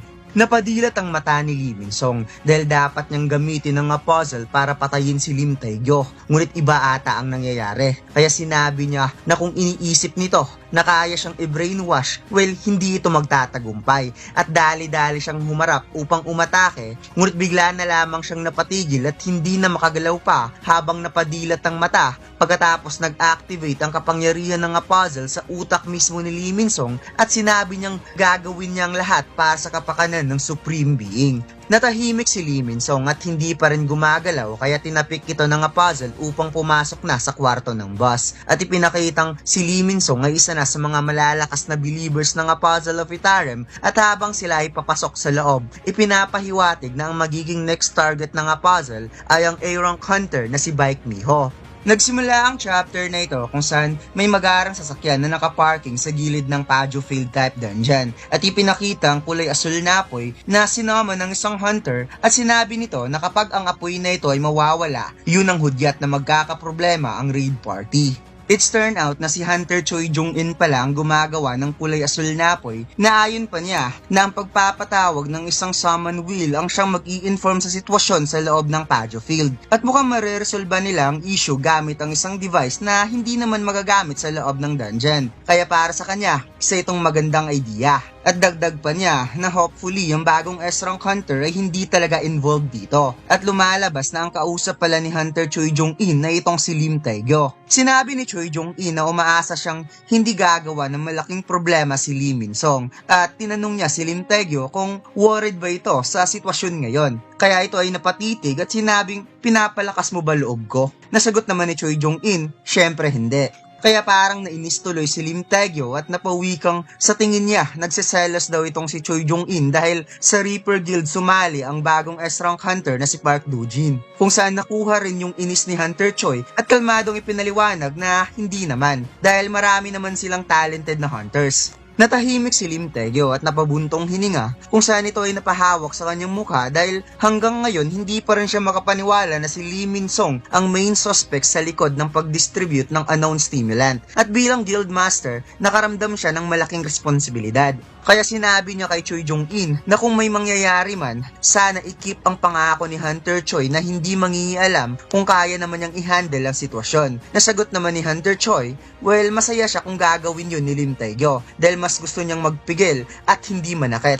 Pagkatapos, lumipat ang eksena sa field type dungeon kung saan kasalukuyang kinakalaban ng strike team ang dungeon boss at mukhang talagang nagtutulungan ng mga hunter para mapabagsak kaagad ang napakalaking salamander. Ipinakitang nagbuga ng massive fire breath ang dungeon boss kaya patuloy pa rin dinipensahan ng tank ang mga pag-atake at hindi pa rin nila totally na-handle ang sitwasyon. Ngunit itong si Lee Min-song ay mabilis na tumakbo towards boss, daladala ang kanyang dagger bagay na napansin ni Baek Miho habang ang Apostle of Itarim ay kalmado lamang na nakatayo sa likod ng strike team. Sinabi ni Baek Miho sa kanyang isipan na uma-acting talaga na S-Rank Hunter itong si Park Do-jin sa pamamagitan ng pagpapaubaya sa ibang hunter na magtrabaho. Subalit kahit isa pa itong S-Rank Hunter, sila pa rin ang seniors dito. At wala siyang idea kung ano ang nangyayari ngayon kay Lee Min-song dahil mula nung pumasok sila sa kwarto ng boss ay talagang lumalaban ito ng husto. Napatitig ang Apostle sa performance ni Lee Min-song dahil sa nakikita daw niya mukhang sigurado siyang may kakaibang nangyayari dito. Napaliwanag pa niyang kahit walang effect ang Stardust sa mga birang above, well, ang Star Fragment naman ay nagmimistulang Stardust ang effect sa mga high-ranking hunters na makikitang parang isang high-ranking assassin kung gumalaw itong si Lee Min-song mga lod sa sobrang bilis usan mabilis itong pinalibutan ng slashers ang buong braso ng monster at tumalon pa ito sa itaas na parang si Song Jin-woo kaya nashock nga dito si Baek Miho sa napaka-unusual na galaw ni Lee Min-song. Napansin ng Salamander boss ang next attack ni Lee Min-song kaya mabilis itong nakapag-counter at nag-unleash ng atake kung saan tumalsik man si Lee Min-song subalit napigilan niya kaagad sa pamamagitan ng pagbaon ng kanyang weapon sa ground. Nakita ng Apostle kung gaano kagaling makipaglaban si Lee Min-song na ang isang A-rank ay nahihirapang makipaglaban sa isang S-rank hunter while nagkakaroon nito ng awakening effect dahil sa Star Fragment. Kaya sa ngayon, nare-realize niya na ang isa sa 5 abilities ng Fragment of Tail, which is ang main body's fragment ay mayroong blessings of amplification na kayang mag-amplify ng unique na kakayahan na pinoposes ng isang tao. Ipinaliwanag din niya na ang fate ng Mistborn na naka-stored within Stardust at ang unique na kakayahan sa paggamit ng weapon, ang dalawang to ay parehong na-amplified. Ang unique na katangian na meron si Lee Min-song na na-amplified ay ang magic power. At ang unique na katangian sa paggamit ni Lee Min-song ng weapon, which is ang slash power, na pinoposes nito ay na-amplify din. Kung kaya't parang na-excite ang Apostle dahil matapos matanggap ni Lee Min-song ang blessings, ipinakitang parang naabot na nito ang inaasam-asam na level, ang rank ng isang S-rank hunter na desperado nitong makuha. nagsagawa ng pagsalakay ang dungeon boss towards Lee Min-song. Ngunit ang ataking ito ay parang dito na ata magtatapos dahil nag-charge up nga itong si Lee Min-song at nagpalabas ng matinding mana na parang ipinapakita na talagang nag-amplify ang kanyang magical power dahil sa star fragment na mas lalong pinasigla ang kanyang lakas. Kaya nang pinakawalan niya ang napakatinding atake, talagang tumagos sa katawan ng monster ang kanyang kapangyarihan to the point na nagkaroon talaga ng malaking butas sa kwarto ng dungeon boss. Na kahit ang dalawang S-rank hunter na nasa labas ng field dungeon ay nasaksihan ang napakalakas na explosion na nanggagaling sa loob ng field. Napawat dahil si Baek Miho sa kanyang nasaksihan at ipinakita kung gaano kalaki ang butas na ginawa ni Lee Min-song at hanggang ngayon napansin niya na medyo kakaiba pa rin ang galaw nito. Na-realize ng puzzle na nagkaroon ng tremendous fatigue si Lee Min-song dahil isa lang itong A-rank at nakaabot man ito sa level ng isang S-rank ngunit sa napakaikling oras dahil naramdaman niyang halos lahat ng amplification ay biglang naglaho. Dagdag pa ng puzzle na nakakatawa daw itong si Lee Min-song dahil magiging malakas na sana ito ngunit mukhang hindi pwede ang katawan nito upang maging vessel ng kapangyarihan ng isang S-rank. Subalit biglang ang nakaramdam ng kakaiba itong si Lee Min-song. Habang si Baek Miho at ibang hunter ay nagulat pa rin sa malaking butas dahil hindi daw yun atake ng isang A-rank hunter. Kaya napaisip si Miho kung hindi nga ba talaga nagkakaroon ng effect ang Stardust sa mga high-ranking levels. O baka mayroon pang stimulant na hindi nila alam besides Stardust. Subalit nagulat na lamang siya nang nakita niyang bumaon ang espada ni Lee Min-song sa katawan ni Park Do-jin kung saan napangisngis sa sobrang sakit ang puzzle at napawi ka nga itong si Lee Min-song na di ba sinabi niya na never siyang magpapa-brainwash at dagdag pa niyang nilagyan niya ng curse ang kapangyarihan na ibinigay sa kanya. Nabulagta ang lahat ng hunter sa kanilang nakita kaya napawi ka si Miho kung bakit inatake ni Lee Min-song ang kasamahan nilang hunter at mukhang nasiraan nata ito ng ulo dahil sa effect ng drugs. Napahawak sa ulo si Lee Min-song dahil hindi naman ganito ang pinaplano niyang ending at nakakarinig pa siya ng iba't ibang klaseng boses since mayroong mga S-rank hunter na naghihintay sa labas sa utos ng Hunter Association at kung hindi siya magmamadaling lumabas dito, hindi na talaga siya makakatakas pa. Ipinakita sa mga mata ni Baek Miho na desperado siyang hulihin nito habang si Lee Min-song ay napangisngis dahil wala siyang choice kung kaya't siya ay napasigaw na hayaan siyang makaalis kung ayaw nilang mamatay kung saan parang kidlat si Lee Min-song na dumaan sa gitna at wala ngang nakapigil sa kanya at kagad itong tumalon sa butas na ginawa niya. Napamura na lamang si Miho at inutusan niya ang isang hunter na mag-send ng signal sa mga S-rank hunter na kaagad naman itong sinangayunan. Ngunit nagulat nga si Baek Miho dahil bigla na lamang tumayo ang bagong S-rank hunter at ipinakitang ito ay nakangiti kahit naduguan dahil na-realize niya na as long as ang isang hunter ay may malakas na pag-iisip, mapipigilan nito ang divinity of fate ng Mistborn regardless na lang kung gaano kalakas ang kapangyarihan nito. At mukhang mayroon na naman siyang bagong data na nakuha. Nilapitan ni Miho si Park Do-jin at sa ipinapakita sa mukha ni Miho ay talagang hindi ito makapaniwala kung paano nabuhay si Park Do-jin dahil nakita niya ang ataking yun na tumagos talaga sa puso. Subalit nag-alagodio Satoru moment nga Puzzle of Itare mga lods showing with his unique eyes na parabang kakaawik lang ng kanyang reverse curse technique at hindi ito nagkaroon ng matinding sugat.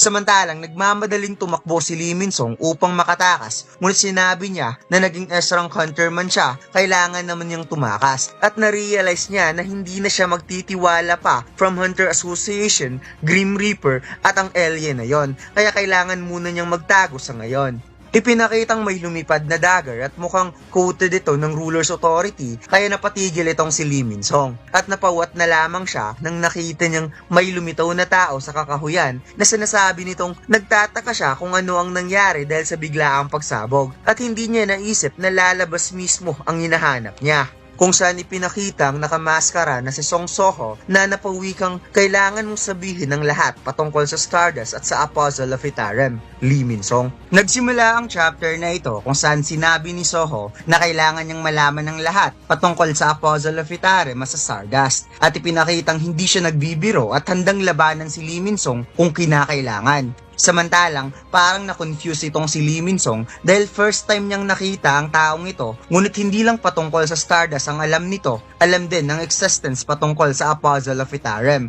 which is ang alien. Ngunit bigla nga niyang naalala na mayroong nagsabi sa kanya na ang taong tumalo kay Brockie at sumira sa Stardust supply material ay nakasuot ng maskara. Kaya napaisip nga dito si Lee Min-song kung ito na kaya ang taong yon. Ngunit para sa kanya, wala siyang pakialam patungkol doon dahil kung magtatagal pa siya, siguradong mahahabol siya ng mga hunters. Naramdaman ni Lee Min-song ang magical power quantity ng nakamaskara at base sa nararamdaman niya, no match ito para sa kanya, kung saan bigla nga siyang umatake gamit ang kanyang espada at direkta niya itong pinatamaan sa vital point upang i-one hit ang ating bida at nang siya ay makaalis kagad. Subalit kalmado lamang si Soho, hindi man lang nagpakita ng kahit kaunting kaba kung saan pa simpleng ginrab ng ating bida ang espada na parang hindi inisip nito kung gaano ito katalas. Kaya nagulat nga dito si Lee Min-song dahil ganun lang kasimpleng binlock ang kanyang atake at hindi niya na kayang hilain pabalik ang kanyang espada. Kaya siya ay napatanong kung gaano nga ba kalakas ang taong to.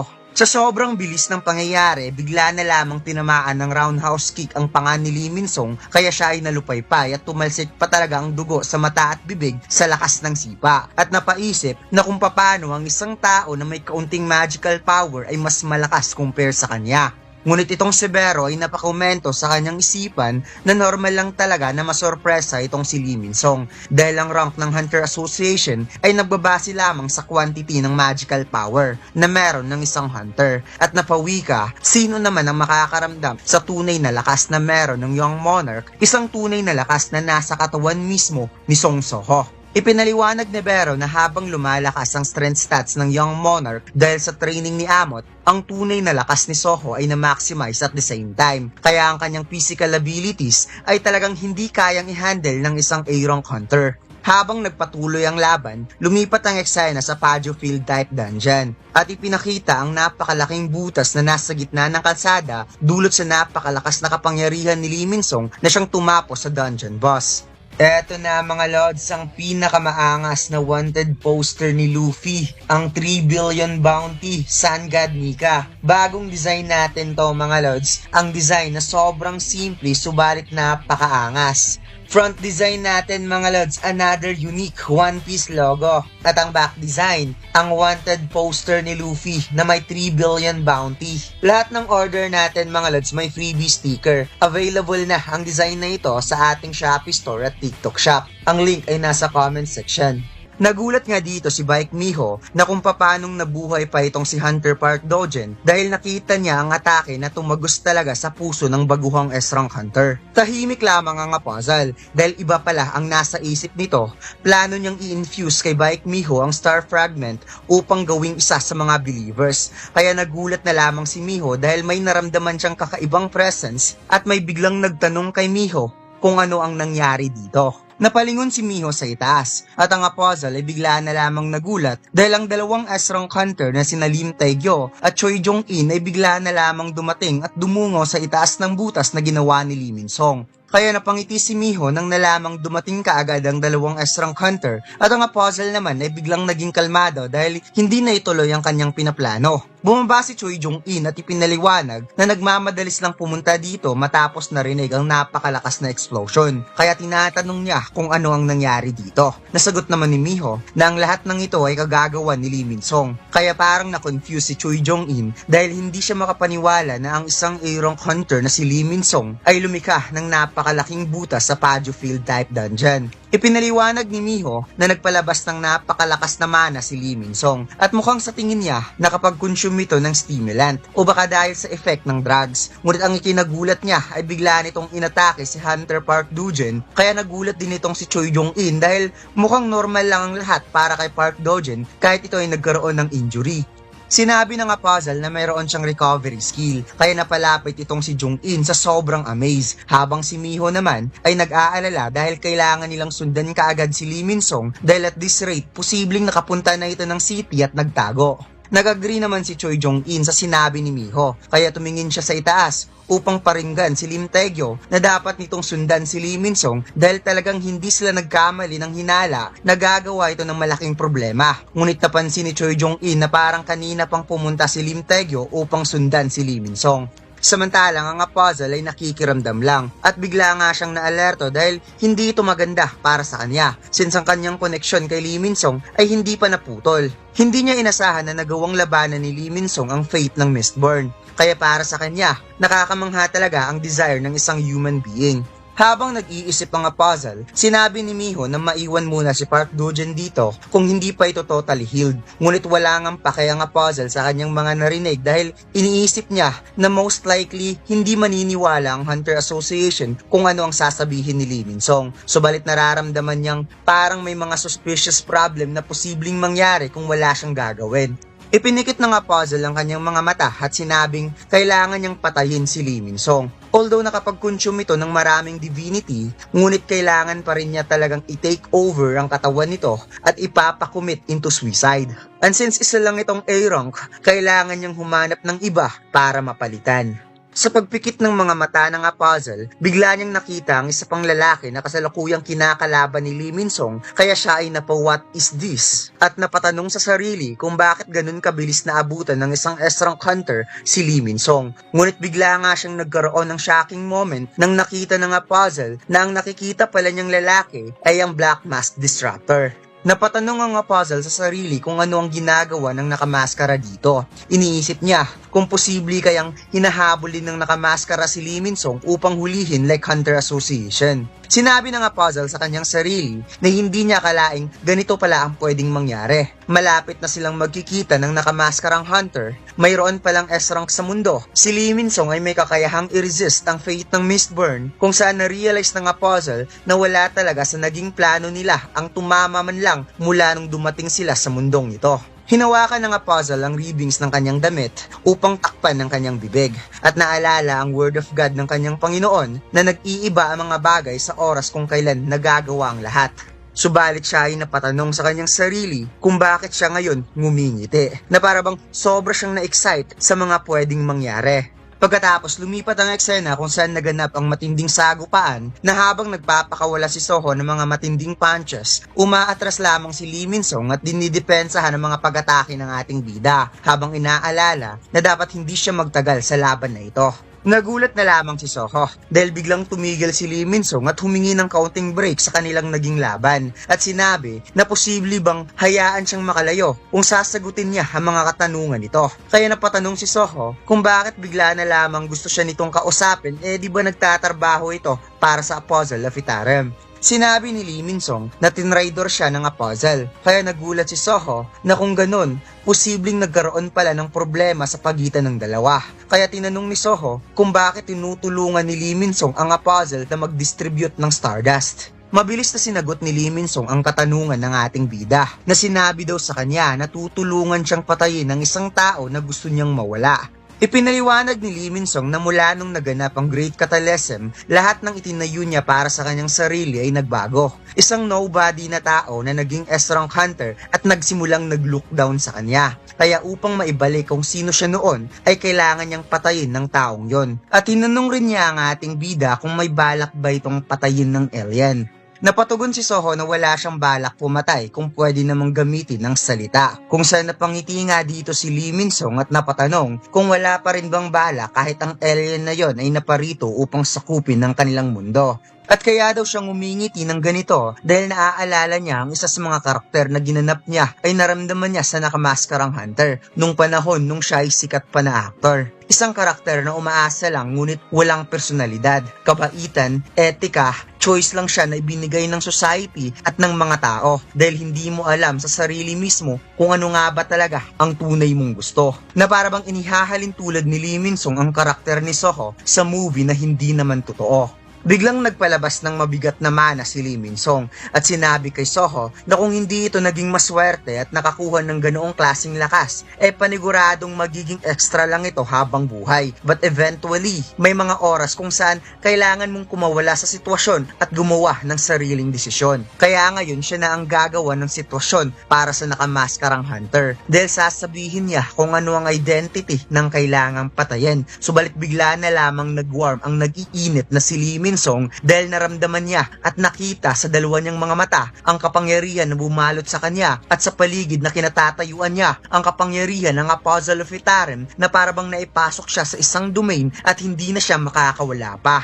Sinabi ng Apostle na hanggang dito ka na lang, Lee Min-song, at hindi niya ito hahayaang makapagsalita pa. Nagpapasalamat siya ng sobra dahil marami siyang na-obtain galing kay Lee Min-song at babawiin niya ang kanyang mga sinabi na isa itong incompetent dahil muli niyang gagamitin ang katawan nito sa huling pagkakataon. Napadilat ang mga mata ni Lee Min-song at ang tanging nasabi lang niya ay ang salitang what dahil isinara ng Apostle ang kanyang kapangyarihan na parabang ikinandado niya ang katawan ni Lee Min-song upang tuluyan niyang magamit at bigla itong nag-charge up ng napakalakas na enerhiya sa harap mismo ni Soho na parabang sumabog ang katawan nito sa lakas ng magical power. Napatanong ang ating bida kung ano ang nangyari kaya napatugon si Bero na ang enerhiya ng Itarim ay mas lalo pang lumakas habang ang katawan ni Lee Min-song ay parang nagka-crack dahil sa lakas ng magical energy na sumanib sa kanya at unti-unting nag-transform ang katawan nito at ang weapon ay nag-amplify at nag-change form at hindi lang yan, nagkaroon pa siya ng pakpak na parabang isang fragment soldier o isa sa mga army of God.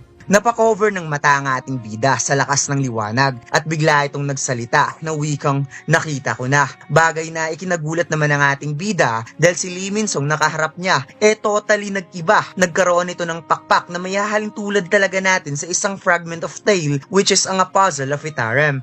Sinabi nito na ang ataking nangyari sa Stardust Factory ay nangyari para hanapin si Lee Min-song. At kung iisipin, ginawa mo ang lahat ng yon upang makita ako. Well, gusto rin kitang makita, Black Mask Disruptor. Nagtataka ang ating bida kung bakit bigla na lamang nag-iba si Lee Min-song na pakiramdam niya ito ay nasa ibang katauhan base sa mga sinasabi nito. Kaya tinanong niya kung ang kaharap niya ba ngayon ay ang Apostle of Itarim. Napangiti ang Apostle dahil hindi talaga siya nagkamali na alam ng Black Mask Disruptor ang kanilang existence dito sa Earth. Kaya inamin niya na naparito siya upang i-invade ang mundong ito. Kung kaya't dito na nag-iba ang mode ng ating bida na parabang uminit ang kanyang kalamnan dahil alam niyang ang nilalang na ito ang dahilan kung bakit hindi makauwi ang kanyang ama kaya sinabi niyang isa itong magandang pagkakataon para sa kanya. Subalit ang hindi nila alam ay may hunter na bigla na lamang dumating kung saan bigla na lamang nakaramdam ng matinding puwersa ang dalawa na kumalat sa paligid na kinatatayuan nila at napawikang hanggang dyan lang kayo.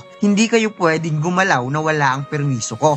Nadagdag pa nitong subukan yung gumalaw, papasabugin ko mga bungo nyo. At heto na nga mga lord si Lim Taegyo na nasa distansyang lugar na nakahanda ang magical arrow upang patamaan ng sinumang magtangkang tumakas na makikitang napa-beast mode itong si Lim Taegyo habang tinutukan ng dalawa ngunit siya ay nagtataka kung bakit ganyan ang itsura ni Lee Min-song. Nadagdag pa niyang anong ginawa mo sa sarili mo? Samantalang napadilat naman ang mata ni Soho nang nalamang ang S-rank hunter na si Lim Taegyo pala ang nakakita sa kanila at na-realize niya na mukhang hindi niya makakausap ng heart-to-heart content ang Apostle of Itarim subalit napalingon nga at ngumiti lamang ang Apostle upang sabihin kay Soho na magkita na lamang sila sa pinaka-high spot ng region na kinaroroonan nila. Tinanong ni Lim Taegyo kung ano ang nasa isip ni Lee Min-song at makikitang mas lalo itong nag-init dahil sinabi niya na kanina hindi dapat gumalaw kung wala ang kanyang pahintulot. Kaya walang pagdadalawang isip na pinakawala ng magical arrow towards Apostle, bagay na inignore lang ng Apostle of Itarim sa napakakalmadong moment dahil nung malapit nang tumama ang arrow, ningitian lang niya ang atake habang iniiwasan ng walang kahirap-hirap ang napakabilis na arrow na dumaan lang sa harapan niya. Ngunit hindi lang pala ang Apostle ang gustong patamaan ni Lim Taegyo dito mga lods dahil umiwas din si Soho sa araw na dumiretso papunta sa kanya. Lumipad ang apostol at si Soho naman tumalon papalayo habang si Lim Taegyo ay muling gumawa ng 3 magical arrow at balak niyang paulanan ng 2 ng mga pag-atake upang hindi makatakas. Ngunit napangiti lamang ang apostol habang iniiwasan ng mga arrow showers at si Soho naman ginamit ang kanyang bilis upang unti-unting makatakas at makalayo kay Lim Taegyo. Habang iniiwasan ng ating bida ang mga magical arrow, siya ay napamura at napatanong kung naparito rin ba si Lim Taegyo para hulihin si Lee Min-sung. Kung saan napatanong itong si Bero kung wala bang balak na mag-counter-attack ang Young Monarch. Subalit ipinaliwanag ni Soho na base daw sa reaksyon ngayon ni Lim Taegyo, sa tingin niya hindi related si Lim Taegyo sa Apostle of Etarem at mukhang hindi pa ipinapakita nito ang tunay na lakas. Kung saan makikita ang mukha ni Lim Taegyo dito mga lods na sobra talaga siyang nainis dahil napakagaling daw umiwas ng 2. Biglang nagpalabas ng massive amount of mana si Lim Taegyo at itinuon niya ang kanyang kapangyarihan sa arrow at bow upang gumawa ng napakalakas na atake at sinabing ang top priority daw niya ay ang masubjugate itong si Lee Min-sung at wala naman siyang pakialam dun sa isa. Samantalang ang apostol ay naparealize na naging greedy siya para isiping kaya niyang ibalik sa safety si Lee Min-sung. Subalit bigla siyang nakaramdam ng napakamapanganib na kapangyarihan na parabang nakaramdam siya ng napaka-familiar na magical powers. Habang si Lim Taegyo ay nagulat rin sa unusual powers na naramdaman niya kaya mas lalo siyang naging desperado na pakawalan ng napakalakas na araw ngunit nasurpresa na lamang siya nang nakita ang isang goblin na bigla na lamang sumulpot out of nowhere at ang goblin rin ay nagtataka kung bakit siya napunta sa lugar na ito. Napawat na lamang si Lim Taegyo dahil bakit may goblin na bigla na lamang sumulpot sa harapan niya ngunit na-realize niya na huli na ang lahat dahil nakatakas na ang 2. And I guess ginamit ni Soho ang Shadow Exchange upang makatakas at upang gumawa rin ng diversion upang madistract si Lim Taegyo. Hindi na ituloy ni Lim Taegyo ang kanyang atake at ipinakita ang napakalaking damage na nagawa niya dulot sa ataking ginawa niya kanina ngunit wala siyang magagawa kundi mapamura na lamang dahil hanggang ngayon hindi pa rin niya alam kung bakit gumawa si Lee Min-sung ng paglabag sa batas. Eto na mga lods ang pinakamaangas na wanted poster ni Luffy, ang 3 billion bounty, Sun God Nika. Bagong design natin to mga lods, ang design na sobrang simple subalit napakaangas. Front design natin mga lods, another unique One Piece logo. At ang back design, ang wanted poster ni Luffy na may 3 billion bounty. Lahat ng order natin mga lods may freebie sticker. Available na ang design na ito sa ating Shopee store at TikTok shop. Ang link ay nasa comment section. Ipinakitang nag-ring ang cellphone dahil mayroong tumawag kaya kaagad itong sinagot ng chairman at nalaman niya na confirm si Lee Min-sung ang may salarin ng lahat at kasalukuyan itong nakatakas. Humingi ng paumanhin si Lim Taegyo kay Chairman Wu at inamin niya na kasalanan niya kung bakit nakatakas si Lee Min-sung at dahil na rin sa abnormal na hitsura nito na posibleng side effect ng drugs at sinabi rin niya sa chairman na mayroon pang isang hunter. May hunter na nakasuot ng black mask, bagay na ikinagulat naman ni Choi Jong-in dahil parang naalala niya ang hunter na yon. Kaya dali-dali niyang tinanong si Lim Taegyo kung ang naka-black mask ay nakipaglaban ba ng close quarter combat, kung saan nagulat na lamang itong si Lim Taegyo at sinabing paano mo nalaman yon. Ipinaliwanag ni Hunter Choi Jong-in na ang hunter na nakita niya sa airport dungeon break ay nakasuot din ng maskarang itim at pinigilan nito mag-isa ang mga magic beast na kumalat sa buong terminal ng airport. Kaya nagkaroon ng hinala si Woo Jin-chul na baka si Jinwoo ang nakamaskarang hunter at napaisip kung nagbalik na nga ba kaya ang Shadow Monarch sa napakahabang panahong nawala ito sa Earth. Ngunit naparealize siya na kung nandito nga talaga si Jinwoo matagal nang naresolba ang problemang ito. Kaya sa kasong ito parang may duda siya kung sino ang nasa likod ng nakamaskarang hunter. Pagkatapos, lumipat ang eksena sa napakalaking bato at mukhang ito ang tinutukoy ng apostle na highest in this region at makikitang kalmadong naglalakad ang ating bida habang ang apostle ay nakangiti at mukhang wala na talagang makakapigil sa dalawa para matuloy ang kanilang laban at ang heart-to-heart content na usapan. Napangiti ang apostle dahil hindi daw niya in-expect na tinulungan siyang makatakas. Kaya napatugon ng ating bida na alam niyang aabundunahin daw nito ang katawan ni Lee Min-sung kung ito ay nasa panganib na sitwasyon kaya niya ito tinulungan. Sinabi ng puzzle na narinig niya sa mga demons ang patungkol sa nakamaskarang hunter at tinawag nila itong The Shadow Monarch from Darkness. Kaya tinanong niya ang ating bida kung ano ang kaugnayan nito sa Shadow Monarch. Kaya napatugon ng ating bida na mukhang marami atang katanungan ng puzzle na kailangan niyang sagutin. Dahil ang plano lang naman niya ay ang durugin ng puzzle pagkatapos i-extract ang information na nanggagaling sa katawan nito. Ngunit pinalahanan ni Vero si Soho na dapat mag-ingat dahil matapos niyang makitang kinuha ng puzzle ang katawan ni Lee Min-sung, hindi niya ma-estimate kung gaano nakalakas ngayon ang puzzle of Itaram. Kung saan napatugon ng ating bida, don't worry Vero, dahil matagal niya nang pinaghandaan ng moment na to. Pagkatapos, binigkas ang salitang Arise, kung saan nag-alasong Jinwoo moment nga itong si Soho mga lods, bagay na nagpangiti sa Puzzle of Itaram dahil sigurado na siya sa kapangyarihan na ipinapakita ng Black Mask Disruptor ay the same sa Authority of Darkness na nakita niya noon sa battlefield. Lumabas ang iba't ibang klaseng monster at mukhang mga monster na ito ay mga bosses ng dungeon nung siya ay nagpapa-level up pa upang mapantayan ng lakas ni Lee Min-sung. Isang Ruler Swarm Blue Rakasa Fang Venom, Poison Fang Giant Desert Centipede, isang High Troll Grade Common na parang isang Goblin Commander, subalit ang pinakapambato niya sa lahat ay ang Tomb Warden na si Sheka na mayroong Greed Elite. Sinabi ng ating bida na ito ang mga corpses na matagal niya nang pinag-ipunan para sa araw na to. Kaya ito na ang oras para lumaban ng buong lakas. At pagkatapos makikitang lumabas na ang dalawang Monarch Descendant, si Lady Essel at si Grey, na kaagad ginamit ang merge skill upang mag-transform into hybrid beast form ang ating bida. Habang ang Puzzle of Itaram ay napangiti sa tuwa nang makita kung gaano kalakas ang Black Mask Disruptor. Biglang nagkaroon ng urgent quest ang ating bida na kailangan niyang talunin si Lee Min-sung na kasalukuyang pinoposes ng Itaram sa puzzle upang makuha ang memories ni Lee Min-sung. Kaya napaisip ang ating bida sa kanyang naging quest na kailangan niyang talunin si Lee Min-sung, ngunit at the same time ay mukhang mayroon na naman siyang another person na papatayin since kasali sa quest ang pag-obtain ng memories. Since kakainin ni Vero ang katawan nito bago makuha ang memory ng isang tao. Habang kinukontrol ng puzzle ang katawan ni Lee Min-sung, inisip niya na matapos daw niyang unawain kung ano ang isang emosyon, nararamdaman niya kung ano ang nangyayaring kakaiba na meron siya. Ipinaliwanag ng puzzle na nung nakaharap niya ang Shadow Monarch, nananatili pa rin ang nararamdaman niyang takot na nakatatak sa memories sa tunay na katawan ng main fragment. Memories na mayroong curiosity towards someone na napakalakas. Isang napakalakas na nilalang na nanggagaling sa ibang dimensyon na pinigilan ng buong kasundaluhan ng ibang dimensyon na mag-isa lamang. Kaya sobra siyang na-curious about Shadow Monarch dahil mukhang ito ay napakalungkot habang nakatayo sa gitna ng kanyang mga Shadow Soldier. Kaya napaisip siya kung makakakuha kaya siya ng kasagutan sa nakamaskarang hunter since mayroon itong Authority of Darkness na kapangyarihan. Kaagad umatake ang kasaka Venom Fang towards a puzzle. Ngunit kalmado lamang ang puzzle, hindi man lang nagkaroon ng kaunting pagkatinag na pasimpleng hinati ang Shadow Soldier na walang kahirap-hirap. Napansin ng puzzle ang pag-cover ng shadow sa vision niya, kaya ginamit niya ang kanyang pakpak at hindi talaga siya nagkamali dahil nakita niya ang mga mata ni Soho na sabik siyang tapusin kung saan parang kidlat ang ating bida na umatake gamit ang kanyang pamatay na suntok, ngunit kaagad itong nadepensahan ng puzzle gamit ang espada.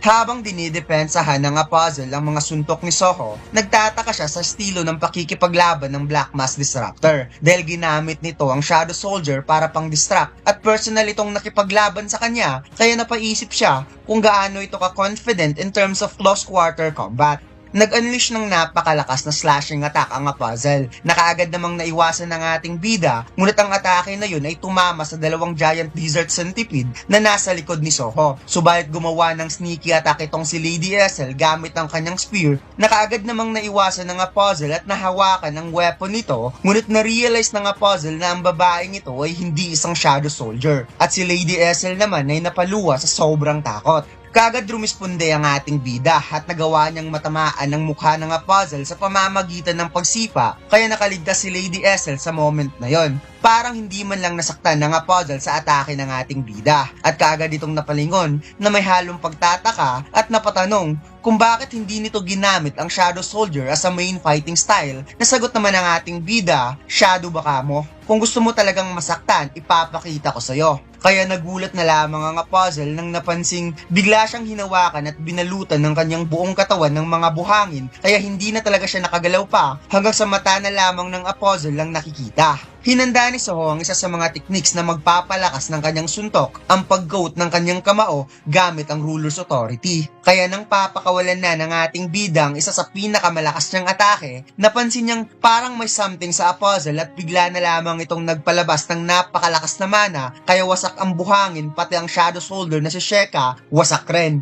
Napaka-cover up si Soho sa lakas ng puwersa na inilabas ng Puzzle of Vitarem at hindi siya makapaniwala na nagawa nitong mapa-explode ang sand magic na totally bumalot sa katawan nito. Habang natatabunan sa fog ng buhangin, sinabi ng puzzle na mukhang hindi niya na nararamdaman ang sense of exhilaration na nararamdaman niya noon. Sabay unleash ng napakaraming slashes towards sa grupo ni Soho na kaagad namang nadepensahan ng ating bida, ngunit ang ataking ito ay napakalakas pala dahil pasimpleng binura ang Common Elite Commander Shadow Soldier at nagpatamo ng severe injury kay Lady Essel sa balikat, habang si Soho ay hindi makapaniwala dahil konti na lang mawawasak na ang kanyang Vulcan Horn Gunlet. Eto na mga lods, ang pinakamaangas na wanted poster ni Luffy, ang 3 billion bounty, Sun God Nika. Bagong design natin to mga lods, ang design na sobrang simple subalit napakaangas. Front design natin mga lods, another unique One Piece logo. At ang back design, ang wanted poster ni Luffy na may 3 billion bounty. Lahat ng order natin mga lods may freebie sticker. Available na ang design na ito sa ating Shopee store at TikTok shop. Ang link ay nasa comment section. Sinabi ng puzzle na sobra siyang na-disappoint dahil ang Shadow Soldier ng Darkness, ang lahat puro mga veteran sa pakikipaglaban na nagpo-possess ng sariling kagustuhang lumaban na parang nagkaroon nito ng napakahirap na training. Nadagdag pa niyang pareho lang daw ang dalawa na nagpo-possess ng same na kapangyarihan, subalit in terms of ability, he's completely different at hindi siya makapaniwala doon. Sinabi ng puzzle na kahit mayroon itong same authority as Darkness, hindi pa rin ito mananalo laban sa kanya, na napawikang isa kang mahina. Napamura ang ating bida dahil mula nung naposes ang katawan ni Lee Min-sung, nahihirapan na siya dahil ang strength nito is completely different na comparable sa mga S-rank.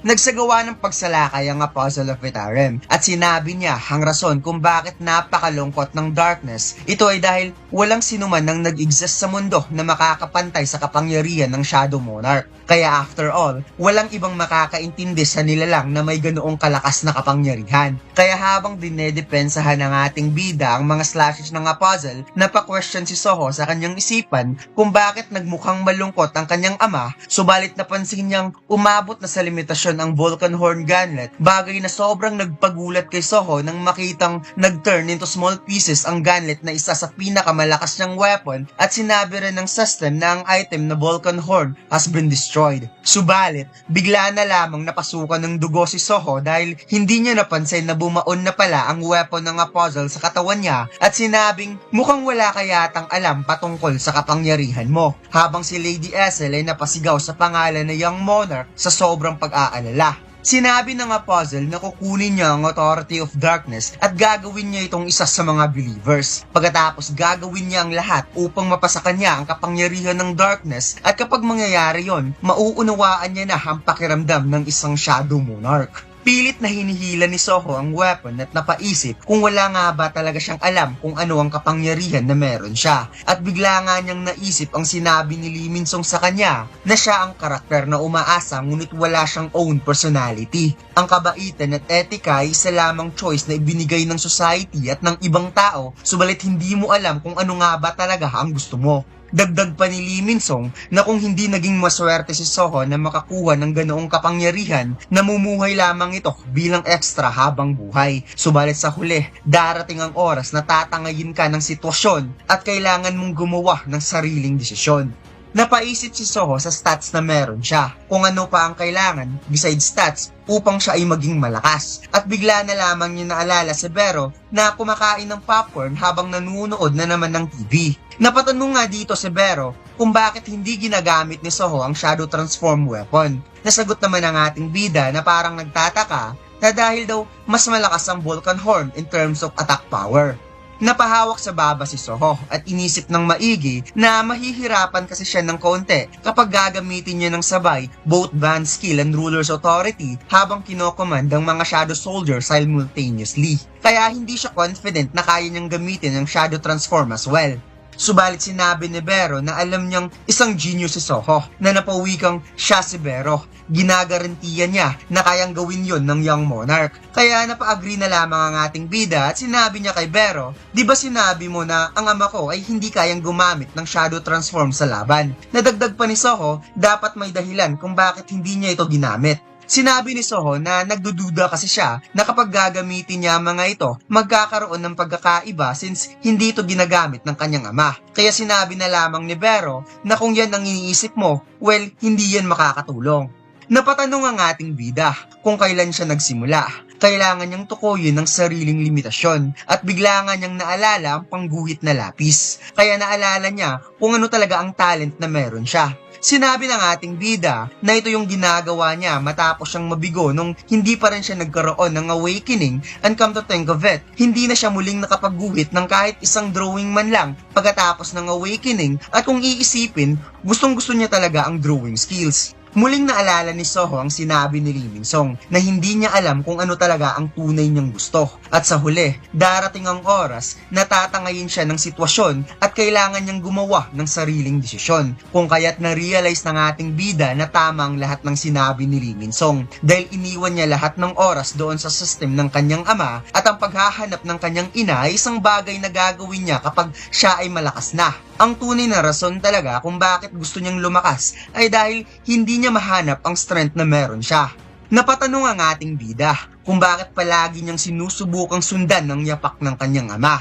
Na-realize niya na ang kailangan ng kanyang ama ay hindi isang copycat na katulad niya. Sinabi ni Soho na kailangan niya itong hanapin. Isang bagay na siya lang ang makakagawa kung saan bigla nga niyang naalala kung paano siya gumuhit sa pamamagitan ng kanyang lapis. Kaya pilit niyang itinaas ang braso na parang may gusto siyang kontrolin pagkatapos binigkas ang salitang Arise. At habang nakabaon ng weapon, nagtataka ang puzzle kung ano ang nangyayari dahil kung iisipin, ang Shadow Soldier ay isang immortal na muling babalik pagkatapos mamatay. Ngunit kahit ilang ulit pa ito babalik, magiging no match pa rin ito laban sa kanya.